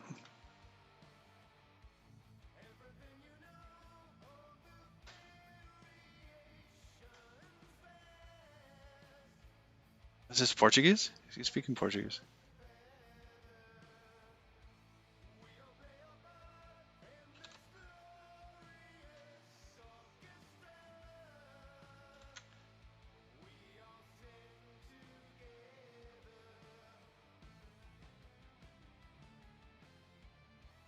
All right. We'll see how this goes.